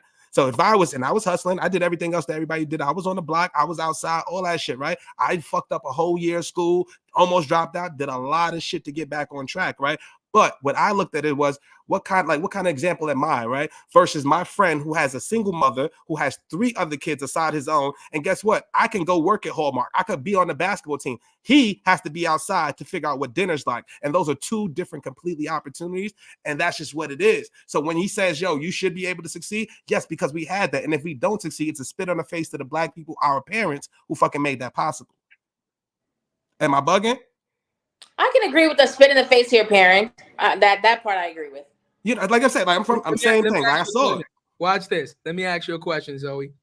If you and I want just your answer, which I expect. This is good content, by the way. This is right. Yeah, cooking. This is great content right now. We motherfucking cooking. You come from a 2-family household, and you come from, let's say, middle class, whatever the case may be. If and when you decide, because I don't know if you have children, so I'm going to say if and when you decide. Okay, so cool, when you decide to start a family, and you actually have the decision, right? You're the woman, you have the decision. Would you, to give your child balance, say, I'm going to raise my child in poverty, right? In poverty, in the projects, and see and risk. Take that risk and say, let me see if it makes a difference in my child, because they have you, and let's say you have a father, raise them in poverty and see if the economic and the eco structure of the socialism makes a difference. Or are you going to say, because I lived a certain way and I know what the hood is, I'm going to raise my kid in middle class America and not even let them kind of like entertain being in that area? What would your decision be? Well, me personally, why would I want to play with someone's life like that? That's just number one, right? Why would I ever want to play with a human child that way by risking their future, right? But me personally, my child is going to be raised in the upper class. It's not going to be no middle class, nothing. I'm about to be rich. No, that's number one, okay? Listen what she said. Why would I play with a child's life? But when you talk a certain way and you say things like it doesn't matter, right? When you say things like it doesn't matter your upbringing, doesn't. If I had another life to waste, yes, sure, I would try your weird experiment and put my kids in the projects and let them grow up and see that they would be great. You know, sure. But in this one life, am I going to throw my child's life away and risk it? You know what? Hey, even though I have money to live somewhere else, let's live here for no reason. What I'm trying to get from you to understand is, I'm just using your own statements. You said you don't like it when people from the hood, from the grind, celebrate success. What, like? No, that's not what I said. No. I said I don't like when people from the hood become successful and keep referencing that they're from the hood. So I'm not saying that they shouldn't celebrate success. No. Can I just say something before you go into chat? Right. Right. You just said you would never allow your child to be in the hood, right? Right. I'm just saying there's a lot of thousands, there's million people who don't have that option and they still fucking win. They need to celebrate that shit. And I would harp on it every fucking moment, because if you wouldn't allow your child to do it, because you know why you wouldn't allow your child to do it? Because you know the odds and success factor. Thank you. You know the odds and the success factor. That's not why. Say it again, you know the odds and the success factor. You know the chances are, if I put my kid in, even with the love, with the support of both parents, even with the resources, you still might go the fuck outside like I did and go left. No, all of my cousins are from the hood. All of them are from the hood, lived in the hood, live in the projects, and it's because they had good parents. They're not losers. They're successful people. All of my cousins grew up in the hood. Maybe a few of them live in South Carolina, but they grew up in the Bronx. In, I get, what is it, low class? I don't want to say that, but whatever class it is. So they grew up a certain kind of way, and they're still phenomenal people. They're still amazing, great minds. I rock with you. I'm not saying that success cannot come from poverty. What I'm saying very simply is the numbers game. Out of 100, you might get 2 in poverty. Now, in middle class, out of 100, you should get like 25, 30. In upper class, you should get like 50, 60 because with different opportunities, with different economics, with a different structure, you learn different, you experience things different, which shapes you differently. Okay, let me. I have one more thing on this topic. Go ahead, Queen. No, this I I'm got loving one more this. thing on this topic, and we could go. Go ahead. My friend from high school, right? Grew up in the same neighborhood complex, everything, right? His mom was there. I think maybe I think their dad, they got divorced and the dad moved out, whatever it is. Okay. He is a how can I? Okay. Long story short, he is not a successful person. He was out here slapping teachers and doing this and doing all kinds of stuff. And I remember vividly, I was just telling my friend the other day, I remember when I told my dad, I'm like, oh, did you know such and such? He slapped a teacher, blah, blah, blah. He's like, what? I'm like, yeah, I'm about to go outside and play with him right now. He's like, oh, no, you're not. That kid's going to jail fast. No, you're not going to hang out with him. I don't want you hanging out. Look at that. Right? But imagine he still had parents. He still lived such and such in a good neighborhood, this and that. It's about the mindset. He was allowed to come outside and play with me. I was on punishment for having 1 C on my report card. They took the TV out of my room for a C. Okay, so it's not about where you are most of the time. You know, it's about who's raising you. Like I said, my parents grew up in New York City too. So it's about the mindset of the people that's raising you. Yes, opportunity and resources are important because they're scarce in New York City, but it's about who's raising you. You know, that's I will end it there. It's about. I love that, and I'll just say this because Jared just said that to you too. Both his parents work. Both his parents always work. Both his parents grinded out. And you know what he said to you? He still was on the street. Outside. You know why? Because when your parents are at work, you go to school for a certain amount of time in a day, which means your social environment has way more impact on you than your parents. And also because as children, you rebel against your parents because they're your fucking parents. That's just what it is. You learn from the fucking street. So Jared's a phenomenal guy now. He's a business owner. He's a great father. But guess what? That's because he was able to come back to the foundation that was there. But in the moment, in the time of him being young and not being mentally mature and things, that he fell victim to his environment. And when his environment said let's hustle, he hustled. And when his environment said let's fight and cut school, then he fought and cut school. That's what I'm trying to explain. And let's be all the way real. There's a lot of times I say it on the show all the time. There's a few times I had to get out the car like Trey. I got brothers doing life right now that we was rocking with. See? And brothers that just Uzis in the backpacks at 16 years old and ECG and all that. Like that was really real.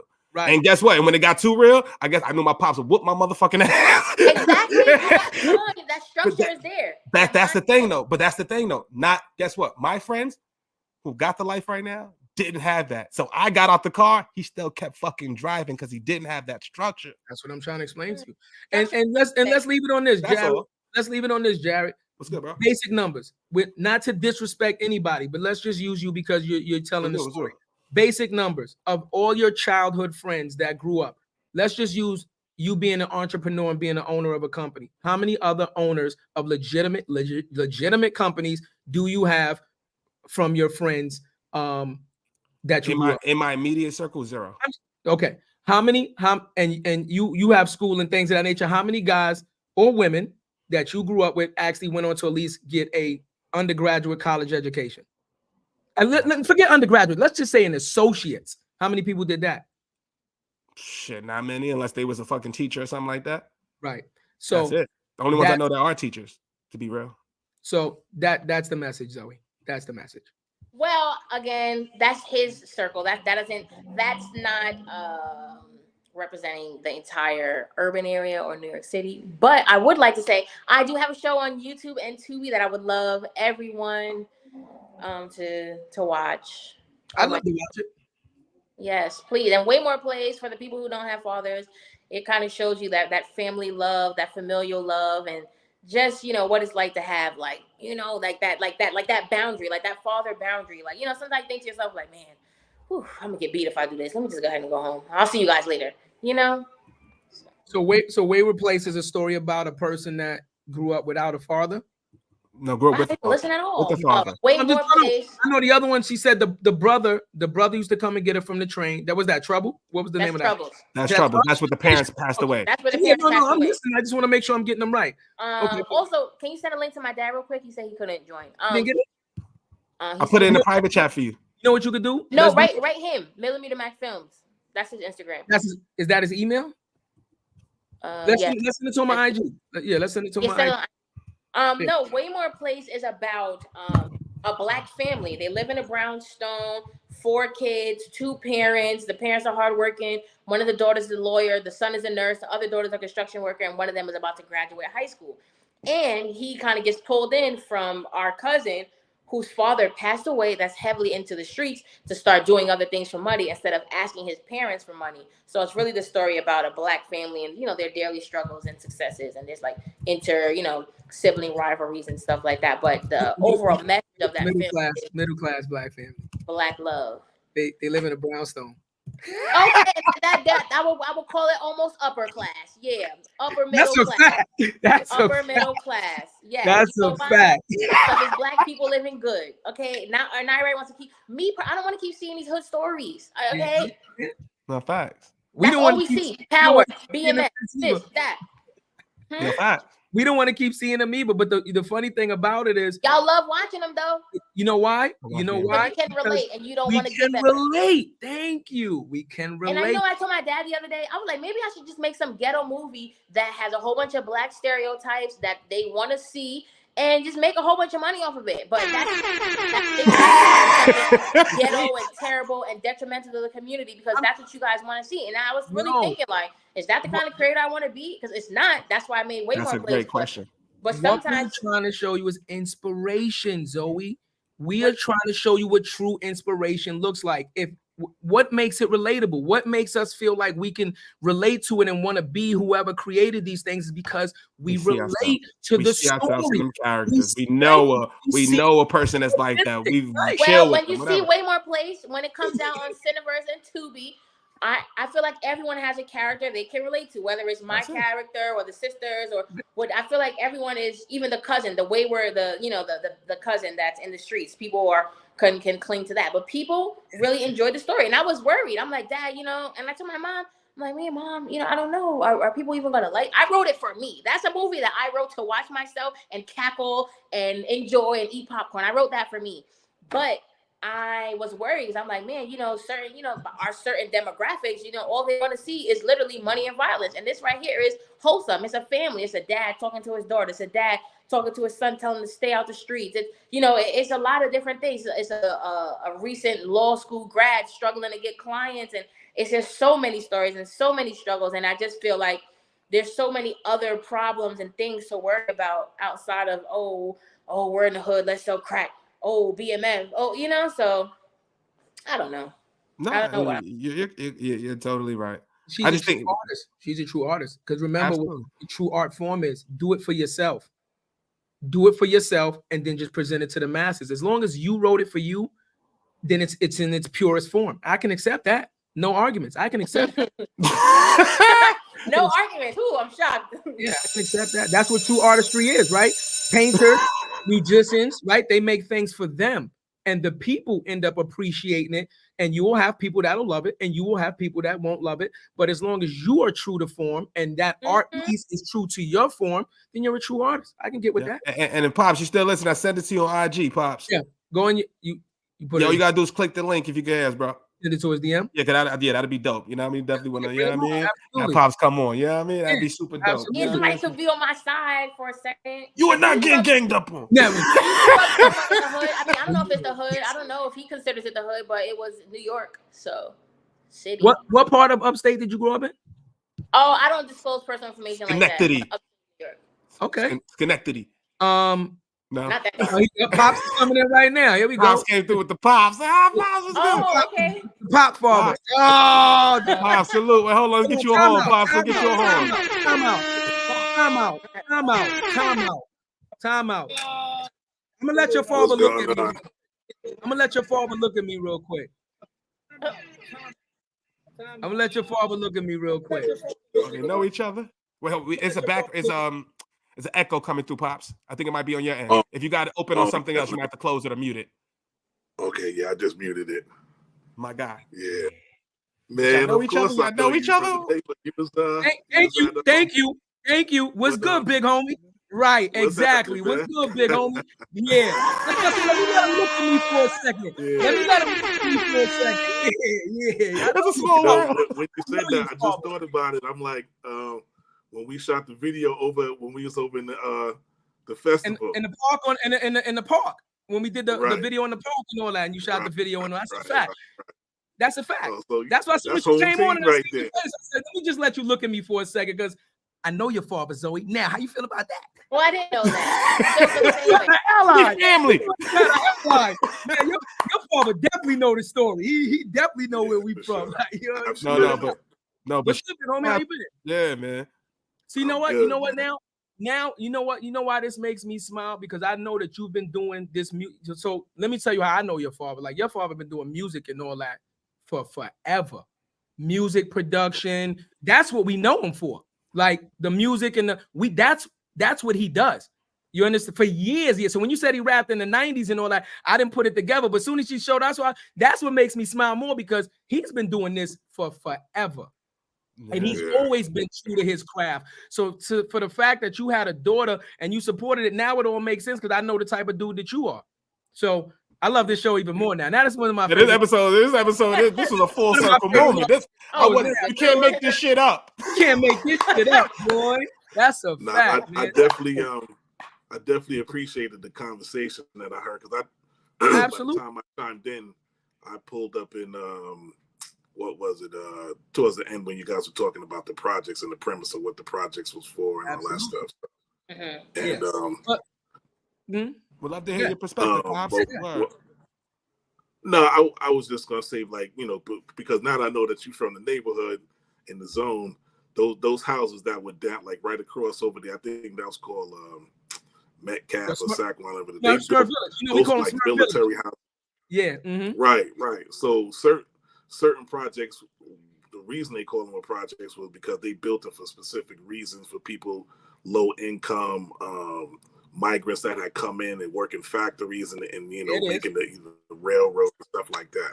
Yeah, it is. Yeah. So her and I was speaking about that just recently too, man. And Zoe, I want to give you a disclaimer. Yeah. You see how much energy that kid has. Yeah. You freezing up a Oh little. no, is it frozen? No, he was cooking. Pops was cooking. Nah, he cooking. Oh, he froze up. We can't I- hear you. We can't hear you. You might have to go out and come back in. We can't hear you. Possibly out your back. Yeah. You might have to exit the stream and come back in. Just come right back. Just re-click it. Yeah. Exit out and then come back in.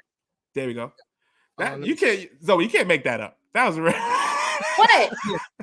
Yeah, what are the odds of that? That's why I love live streaming. Crazy. See? That's what we call authenticity. You see, you can't make that. Notice I didn't say his name enough, and I didn't even take my glasses off because I knew he was gonna know who I was. Soon as I said, I'm gonna let you just look at me for a second. Soon as I seen his face, I know exactly who your father is. Are you kidding me? For forever, I knew your father. But here's a disclaimer. When he comes on, you can ask him. Here's a disclaimer. Those houses where your father and I knew him from, the Lafayette, Boynton, Morrison area, that's still not the projects. That's considered a Mitchell Llama. That's still considered like middle class. They got fucking terraces and shit like that. Still not the projects. Hold on. That's still not luxury. The project, okay? Those are considered Mitchell Llamas, and those are like middle class to, working middle class to upper middle class apartments, because right across the field is Soundview projects. Big difference, right? And now, not because I lived on Boynton, and I believe your father lived on Morrison. Yeah. He lived on Morrison, right? Right, because I think he's from like 820 Morrison, and he's from the corner building. So he's coming in now. So full disclaimer, right? That's not where I originally grew up at. I'm from Forest Projects, and I happen I'm from Forest Projects, but I just happened to move over to Soundview because I was that kid that was slapping teachers. I started getting kicked out of school in the 4th grade. So that's why I moved over to that area, because they kicked me out the whole district. But I just want to give you a disclaimer on that. Even now, those buildings, they're turning them into condominiums. They're called Lafayette Estates now. Yes, I know that. Okay, so I'm just showing you something, right? So even though we from that neighborhood, that's still, and that neighborhood is still, trust me, it's still crazy, but it's still not the same as just going 2 blocks left to Soundview projects, or going a couple blocks up to what was that other Monroe projects, or going a little further up to Castle Hill projects, and so it's still completely different. You understand what I'm saying? So I just wanted to throw that disclaimer in there. You know what I mean? You back? You rocking and rolling. Yeah, I'm back. Oh, Oh, okay. there it is. There he is. There He you back. go. Jump on I in. can hear you. Yeah. Yeah, so yeah, I heard what you were saying. So I was talking about those little 2-level houses, man. Yeah, those, Smurf Village. That's what we call Smurf Village. Across the street from the precinct. You still there? Dad, Can you hear us? they have bad signal upstate. Okay, it's cool. So those houses he's talking about is right across the street from the precinct, right? I think that's the 4-7, we call them Smurf Village. Yeah, it's still disconnected, but I don't know if you can still hear us, Pops. Yeah, we definitely want to We sell. can't hear you, Dad, but Yeah, we just. But while we got you both, I definitely want to say we want to celebrate both of you. You know what I'm saying? Like straight up and down. You're one. First of all, to Zoey, is Women's Month, right? For her being a young Black queen that's doing everything that she needs to do, putting on for the culture, writing the stories that she wants to write, making a wave and paving that shit and doing it unapologetically. We need more of that shit. So we're gonna celebrate and champion that shit all day. The music while if you're gonna talk about it, just the shoulders. We can testify. Nah, but that's the real, man. So we're gonna celebrate you, Zoey, and then Pops to celebrate you. Because you know the circumstances from which we come from too, bro. You know what I'm saying? And for you to have a successful family, to move your family out the hood, to show the right to build the right foundation and structure, and to be in a life, man, to dedicate your life to it, man. Shout out to you, man. You know what I mean? We're gonna get them back, but shout out to both of y'all. This is the first father-daughter duel. First time we've had. But let me give you more context on her Pops, man, because like his role is super important. What he did for Zoey. See, now I can talk on this personally, right? What he did for Zoey, he did for mad people in the hood. You understand? Anybody that was an aspiring rapper, anybody that was inspiring to do anything, and they called him, bro. He did, you know how many fucking beats he did for motherfuckers in the hood? You know how many videos he shot for motherfuckers in the hood? The whole LIP movement, and most of those videos and all that with Turk and Turf and Pito and all them rhyming. He shot all them fucking videos and all that. That's why he said, yo, Chatty, last time I seen you, we shot the video. That's what he did, bro. So he's always been that dude. He's always been like a role model, a positive fucking influence. You know what I'm saying? He give you a beat. He'd be like, yo, let's go in the studio and work. He's always been that dude, bro. I've always had nothing but respect for your Pops. You understand? We never even had like a disagreement or argument, none of that, bro. Because that's the energy that he always brought to the hood. You understand? Well, I can appreciate y'all not arguing. I appreciate the conflict we've had on this content because it makes for good content. That's just different. We just want to spread the right message. You know what I'm saying? And we can have differences of opinion, but we have differences of opinion on certain things, but we still have the same goal. And your goal is aligned with our goal. Let's elevate the Black and brown person. Let's elevate our culture. So I'm with you 100% on that. And that's why we brought you on the show, because you are a prime example of a person that is doing that. And you're not going to change everybody, but guess what? That little girl is one. Another little boy is one. And you're going to change enough people that you're going to have that same domino effect. These people will grow up now, and not by you changing their life, they will eventually change their family's life. And the cycle starts to break. That gets a double horn, man. That gets a double horn. I love it, man. I absolutely love it. Now we got to be best friends now, because I know your daddy. Nah, I do. I ain't go from before we get out. I did want to talk about like the Tubi stuff. Like for people like how does the Tubi work? So how does Tubi work? Do you upload the content? Is it like a YouTube thing? Do you have to have a distribution deal in place to get on Tubi? Like how does that work? Mm-hmm. Well, personally, first, like you have to be dealing with like an aggregator or something like that. Gotcha. And because Tubi doesn't deal with people directly, you have to be like a distributor. So you have to find one of those. And then you would do like a contract or a deal with them, and then they would, broker that, with Tubi. Fire. Okay, for those who don't know, you can just break it down. I'm with you on the aggregate. Can you break it down for those who don't know what that is, real quick? Basically, it's just someone that's a third party person that doesn't work for Tubi and doesn't work for you. It's like a middleman. Gotcha. They have a situation with Tubi, and they're trying to get content. Like I don't know if you guys knew, like a couple years ago, if you had content, like even this podcast, like this is long, it's what, an hour or something. They would hit you up like, oh, hey, do you want to be on Tubi? Or, oh, hey, do you want to be on another platform? Like, people still do that to me, like, right now to this day, because they need content. Yeah. And I got on Tubi. You talk about that all the time, Jared. Content deficient platform. Yeah, absolutely. Tubi definitely needs content. Yeah, Absolutely. yeah. They're trying to get to a YouTube type of thing where they have people constantly feeding them new content, but then there's going to be a vetting process at some point. It already is a vetting process. People think that it's not, but it already is. Like, certain quality, like my friend, some of his stuff got taken down or for whatever reason. So, you know, you never know what's going on. Like, people, and a lot of things, and I'm not a Tubi advocate, okay? Yeah. But I just hate when people are like, oh, Tubi movies are trash. Oh, Tubi movies are so ghetto. Bro, Bad Boys 2 is on there. Okay, Juice, New Jack City. They have a lot of big, you know, big production films on there as well. But I think, and I hate to do this, but, you know, sometimes some sectors, not all or most, like Chadio likes to say, some sectors. She coming for me. Some sectors of the Black community are very negative. It's like before we didn't have a platform to put our stuff on. All we had was YouTube. So now when Black content creators or filmmakers, independent filmmakers have a place for our stuff to be seen by millions of people, oh, Tubi's ghetto. Oh, y'all are stupid. Oh, Tubi's all this other stuff. But it's like, at the end of the day, this is something great for independent filmmakers. So it's still only thing I'm gonna add to that is it's still not our platform. I don't know if you've done the homework, but a Black person does not own Tubi. Black people barely own anything. That's No. Just extra information for me. I try to get it quicker. No, I know it's under Fox. I've been right. Thank you. So it's under Fox, right? So you know who owns Fox, right? You know, I've researched. I'm not one of those people. Like one thing my parents taught me. Like my dad was, if I ask you something, if you can't answer all 8 of these questions, then you don't know what you're talking about. So anytime I do anything, I look up, you know, how many views, who owns it, you know, the average daily viewership, all kinds of things. So I just think that's important for our listeners and our viewership to understand that, right? It is for independent artists. There's 2 Tubis, like she said. There's the regular Tubi that will play blockbuster movies, and then there's the Black Tubi, right? The Bollywood. It's the same thing. No, I'm just saying. I'm just showing you how they separate it, right? They diversify their content. That's all they diversify their content, right? But at the end of the day, the good stuff and the bad stuff is still not owned by us, right? It's still not owned by us, which means the vetting process is not vetted by us. It's still vetted by them. That's the key.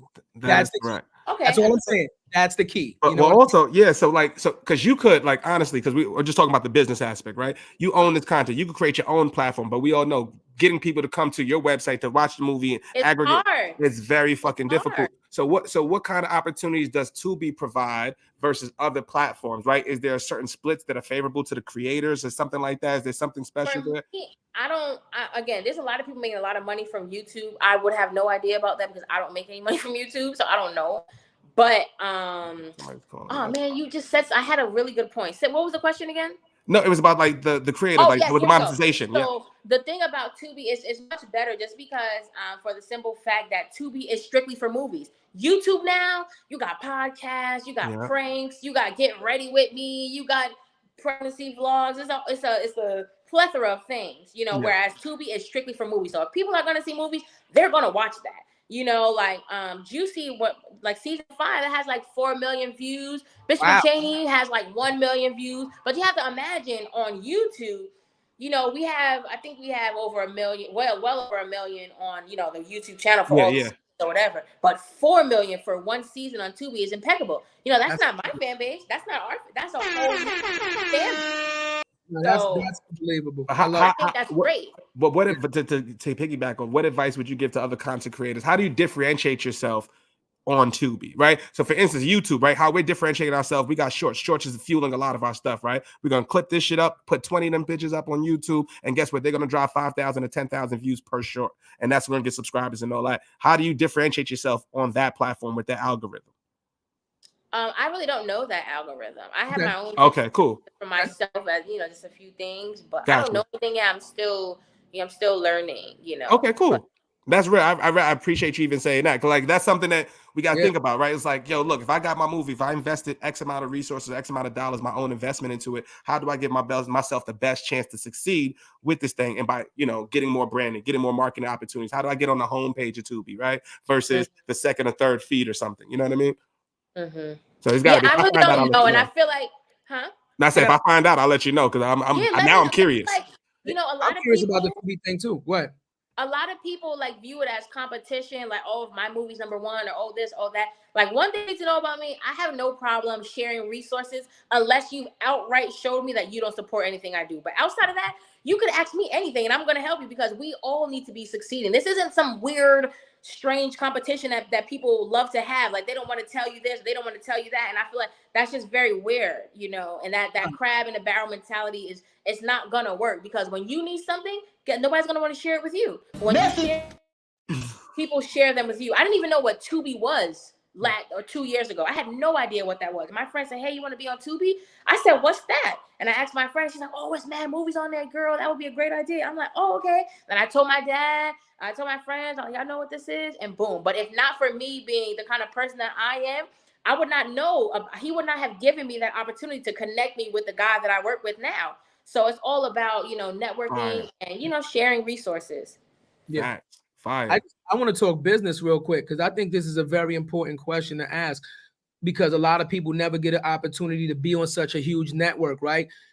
Just, you don't have to get into detail, but contractually, when you sign with a person like Tubi, because I know Netflix a lot, they do like exclusively on Netflix.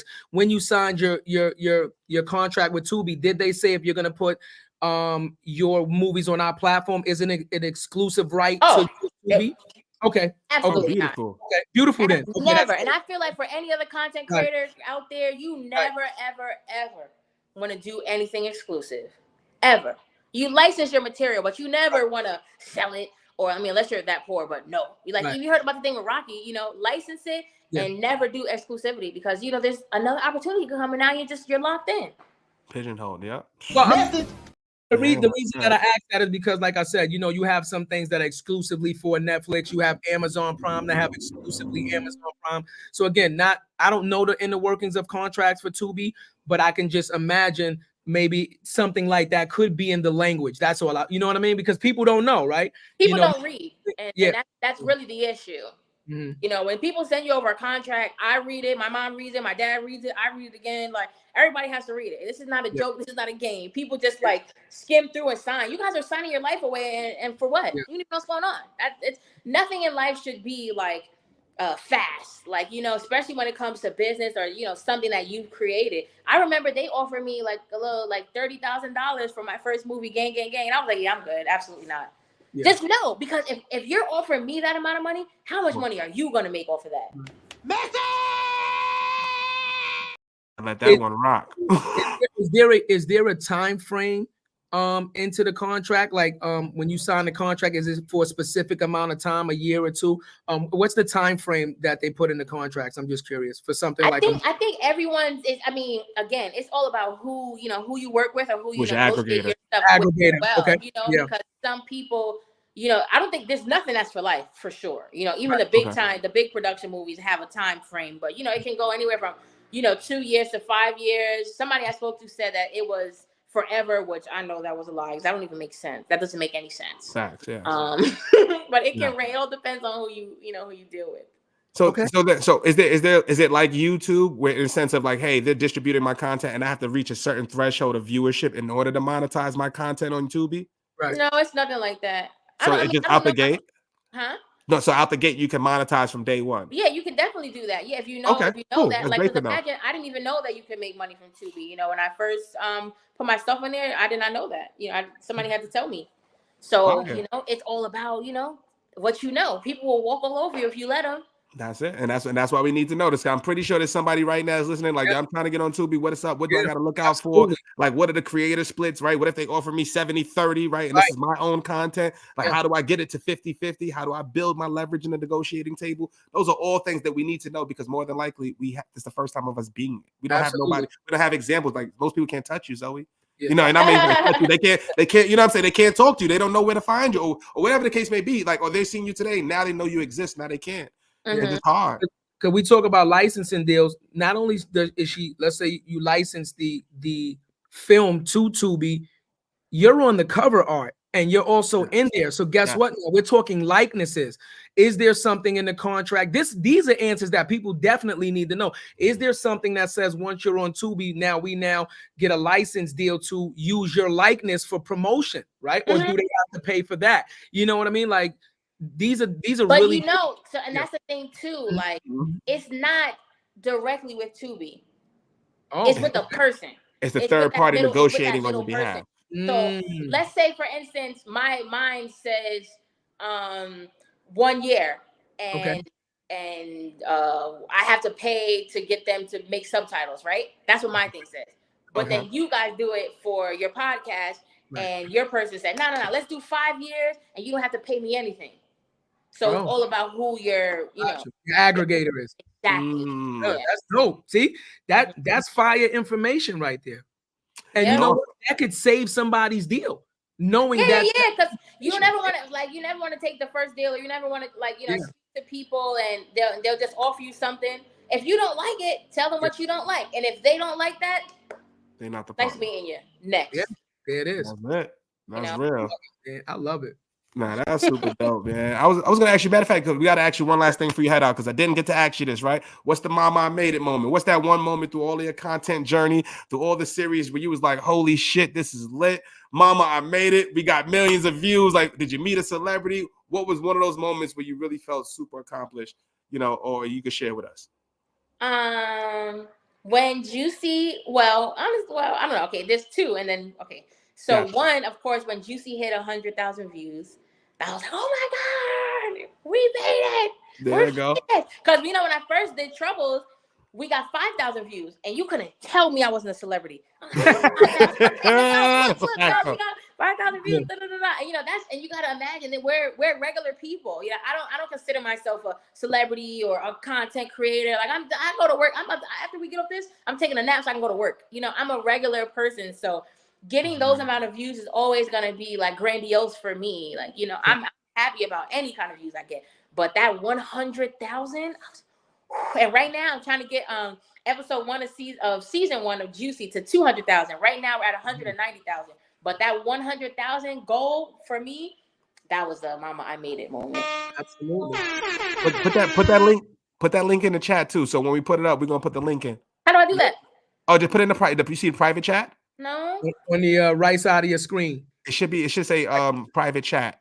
I don't see that. Or if not, I'll just hit you up on Instagram. Just send me the link and I'll put it up on YouTube. I got you. Yeah. So we can put it in the description so people can come in and get that shit to 200,000. You heard? So I like to play devil's advocate. So the 100,000. Like, leave me alone. I'm a content creator. You heard? Oh, Listen, now I'm a content creator. We got to create content, and you got to have balance. So the mama I made it moment is dope. 100,000, you made it. You're in the millions, but we need to hear the other side. Was it a point when you created something and you felt like it wasn't gonna go? Was it a point that, I don't know what project it might have been in, but have you ever created a project that didn't do as well as you thought it might have done, right? And then because of that, it made you second guess, should I continue? Do you have a moment like that? No, I do, however, have a sad moment. I started a show that I was very happy to start. It's called The Break Room. It's like a satirical comedy. Okay. I was really, really, really excited to do that show. I wrote that whole show. Like I wrote like 9 episodes. I was so fired up to write it. Right. And I wasted so much money because I have some of my actor friends and they just weren't memorizing the script. And this was difficult, because when I rent the place, I'm trying to do 2 episodes at a time, and people aren't memorizing their stuff, and they're not acting. And I had problems with the actors showing up and being on time and stuff like that. So we shot the pilot episode like 3 times. The first episode, one of the girls couldn't show up, so I replaced her with somebody that gave my friend a ride. Boom. So I'm like, let's do it over in one place. Then we went to another place. We did it over, and I didn't really care for the look of the venue, and the actors again weren't doing well. Then finally we found a good place to film it, and the actors were doing bad. So I wasted close to $1,000 trying to do that, and that was going to be one of my favorite shows. And that's the only moment where I was just like, man, this is messed up, like, because it had the potential to be a really great show, but certain actors weren't bringing across what I wanted, because when it's a satirical comedy, we should not be laughing in the moment. You know, sometimes yes, but it's for the audience to find funny. Like we shouldn't be laughing, you know, and they were misinterpreting the script that I've told them several times what and how it was. So that was the only moment for me that was like I guess disappointment. So since you didn't release it, you ever think about just holding it until you get to a higher level and then being able to do it with more professional actresses and actors, and then it can keep that in the clip. Always keep that in the clip. I don't see why waste it. Why waste it? You know. I mean, I have to do it differently now because when I first wrote it, weed wasn't legal in New York City, and the gag of the show was we were supposed to be based in Colorado, and what happened was we had a manager, and they were saying that that he quit. Oh, I'm leaving. But what happened was he got fired because he lied on the paperwork about the location of the job. So a lot of, you know, it was illegal basically where we were, and it was just crazy. And the guy that was hired, he didn't know what he was doing. So it was very funny. But since the weed thing, since weed is now legal in New York, it's a little different. Like that storyline cannot exist anymore. Gotcha. Few tweaks and changes. I don't like it though. I mean, that's what I'm saying. Yeah, I'm gonna show you guys the pilot. I'm gonna show you guys the pilot episode. People, it was gonna be good. Let us know. First of all, let us know any way we can support and then we can help you. You know, things like that. Because, like, once again, we know as content creators how hard this shit is. And so that's why we commend you so much. And that's why we give you the double, triple, fourth, top, quadruple horn out this motherfucker, because we truly appreciate what you're doing, right? It's hard. Some days, like you said, you got to still go up and work. We still got regular life, and right? There's days right there. We did a 2-hour podcast. We could have been getting Douce Coladas at Coney and City Island. I was saying, I got some fried shrimp on my mouth.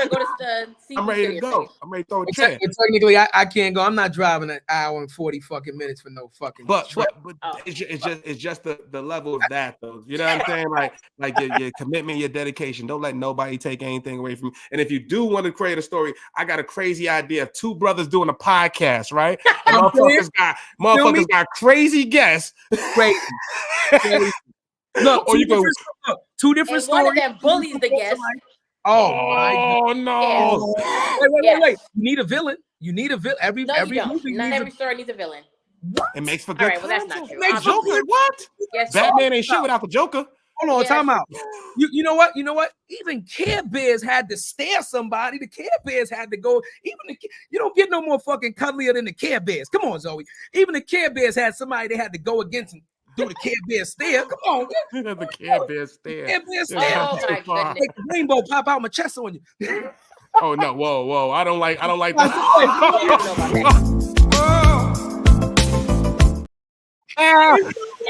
You went the whole episode, bro. There's no way you give me that right now. No, that was nuts, bro. I didn't like that. I didn't like the tone. Why you give me that right now? That's some bullshit. Yeah, it's content. Everything's content, y'all. So, you know what? Once again, Zoe, man, thank you again. You can't make this shit up. I know you didn't expect this. No, you can't make this shit up. And we just want to let you know, like, we're proud of you, Queen. Keep doing what the fuck you're doing. This is your platform. Any way we can help support, like, real shit. We really proud of you, man, and just keep going, man. Seriously. So I know you can't find the private chat, but I'm still gonna extend to you the offer that we extend to all our guests. Normally, at the end of the show, we have our guests put their number in the private chat. We create a group chat between us 3, right? So that way now, because now that you're one of our guests, you now have access to our network, which is anybody that has ever come on the show. So if there's anybody that you would like to, get to know or have mentor you or shoot your shot with a film. We interview so many diverse people.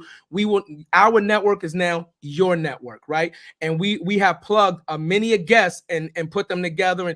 And once we put y'all together, we step away. We don't negotiate deals. We introduce you guys, and whatever you develop from that, you develop from that. Because we don't want shit for it. We're not gonna make you go through the hoops and loops for it. You ask for it, you get it one time. That's it. But the only thing that we require, and we know that you handle yourself professionally, is the professional aspect, right? Because a lot of the people that we interview are affluent. You understand? Super rich, super successful. So we don't want to ruin that relationship by having somebody, because sometimes you only get the one ask. You understand what I'm saying? But we are allowing you to have that network. Eventually, you don't know what the chat is, but if you want to, stay in contact, when we get off, you can email us your number. We'll create the group chat, and we have a lot of events and stuff coming up that we love to invite you to.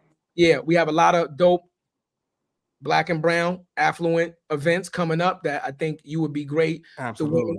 The women's power movement joint, she would be great for that. And we can introduce you to a lot of people that can possibly further your career. Yeah, That's Champ is doing a dope one at the end of the month with Angela Yee. Is that mental awareness month? Yeah. Is that The women's awareness month. So you guys are looking out. Make sure y'all go check out Champ from My Expert Opinion. Make sure you go to his page. He's got a Women's Month special coming up end of the month. I think it's March 30th. Forgive me if I got it wrong, but it's I think it's a free event as well. Angela Yee, a lot of powerful Black women out there, and it's gonna be a really dope event. You could definitely catch us out there. Yeah, and like we said, Zoe, you know, and we mean this. Like, we laugh and we joke, but we do this shit for real, right? If you have an event, we can't make everything, right? But if you have an event or something, please send us the information. Not only will we help you promote it, right? But if we can show up, we would definitely love to show up and show you, you know, love and support. Because we were supposed to come to the premiere. We was gonna go to the premiere, but we was in Orlando. He was in Orlando. That's the only reason we didn't come, because we were gonna show up. We went to the only reason we booked. Yeah. We'd have been in the building. Absolutely. So, you know, this is what we do this for, right? Because truly, if we can't support each other, then we have absolutely no business asking anybody else to support us. You understand what I'm saying? So you are now part of the family. Welcome to the family. Family. And we also extend this invite if you're ever in the Bronx or whatever, and you actually want to, you know, link up with us again in person, and we can, you know, walk through, break bread, get extra content. We do that too. You know what I mean? Okay, cool. So, you know, just let us know, because you're a part of the family now. Y'all two together going viral. That's a fact. Hooking real going viral. You already. Oh I know what kind of energy she bring. And listen, I'm gonna tell myself, do not turn that fucking camera off. You get everything. Don't turn it off. Turn that motherfucking camera off. Oh my goodness. We might get, listen, Zoe, hey, we might get a little reality show or something. You know what I'm saying? Let's work it out. You know what I mean? But if it makes sense. Yeah, let the people know where they can find you at. Please. You could add me on Instagram at Zoey the Writer, or Eat My Beauty, 2 Wise in Mind, 2 Wise in Beauty, and add Juicy Web Series for a Juicy. There it is, man. That's it. Support, run it up. I'm going to watch. I wanted to have this conversation, but I'm going to watch every single episode. No, try. No, I'm going to. No, I'm gonna keep it. I'm definitely watching them shits now. I'm definitely watching them now. It's easier on Tubi because they put them all together, so you don't even have to like click through. You just press play, and it'll just go right through. I'm gonna send you the motherfucking screenshot tonight. I'm gonna get right with the get right. I'm gonna do these clips and I'm gonna watch it and I'm gonna let you know what's up. And if you need an extra, like I said, I'll be multifaceted. Motherfucker rap, motherfucker sing. Hit him with a verse. Hold on. Woo. I mean, if I gave you the slow one, but if you need to, no. If you need to. The shoulders are always active. You know what I'm saying? Shoulders are always active out here. You know that. You know what I'm saying? Niggas dance too. And my fault. And for the followers and the listeners and everybody who stayed for this 2-hour podcast, we appreciate y'all. We love y'all. And before y'all go, We gotta pay some bills. We'll be right back. hit y'all with one whole fucking episode. I want to say nothing.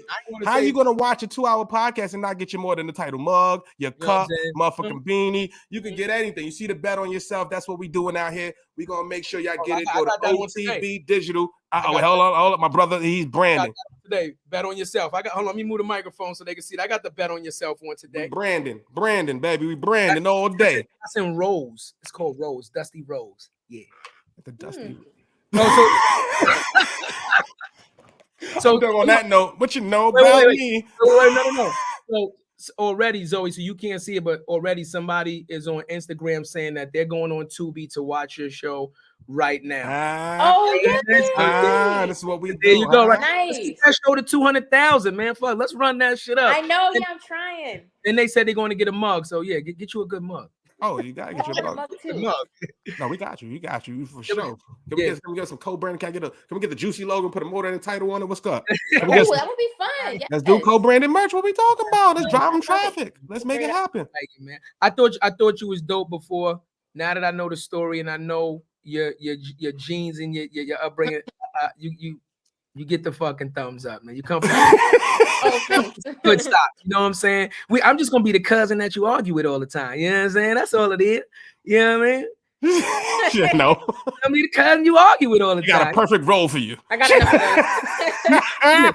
Well, you want to fucking write something in the script? You need that annoying ass cousin. You always go to the barbecue. Well, I think we're starting next month when it's a little warmer. So I'm gonna ask my dad and we'll see. Make it happen. That's a fact. I look good in the t-shirt. You know what I'm saying? Good in the t-shirt. It's gonna be warm. Oh my goodness. You know what I'm saying? Let me know. Pastel Chatty will come out. Yes, I will let you guys know. That would be fun to do. I love cameo episodes like that. It's fun. Anything you need from us, we here, yo. Yeah, we'll definitely come and support, man. But what we got coming up next, Jay? Yo, we got Thursday, we got the CTO Hootsuite, Natalia Williams, y'all. So she helped build up platforms and technology for Bloomingdale's, for MailChimp. She actually helped build the platform for MailChimp, billion-dollar tech company. And now she's pulling up. She's the Chief Technology Officer at Hootsuite, which is a multi-million-dollar social media management platform. Next week, we've got Deidre Hudson, who's also the VP of Bloomfire. And then the week after, we got Erica Ford for our 100th episode, y'all. 100 episodes are more than the title, man. Let's do it, y'all. Once again, we are celebrating strong black and brown women all month long. We are celebrating you queens for your accomplishments. We love it because we get inspiration from it. Yeah, let me out. On that note, we out of here, y'all. We out next week. What you know about me? Seen it all, heard it all. Oh, what you know about me? I done it all, just one.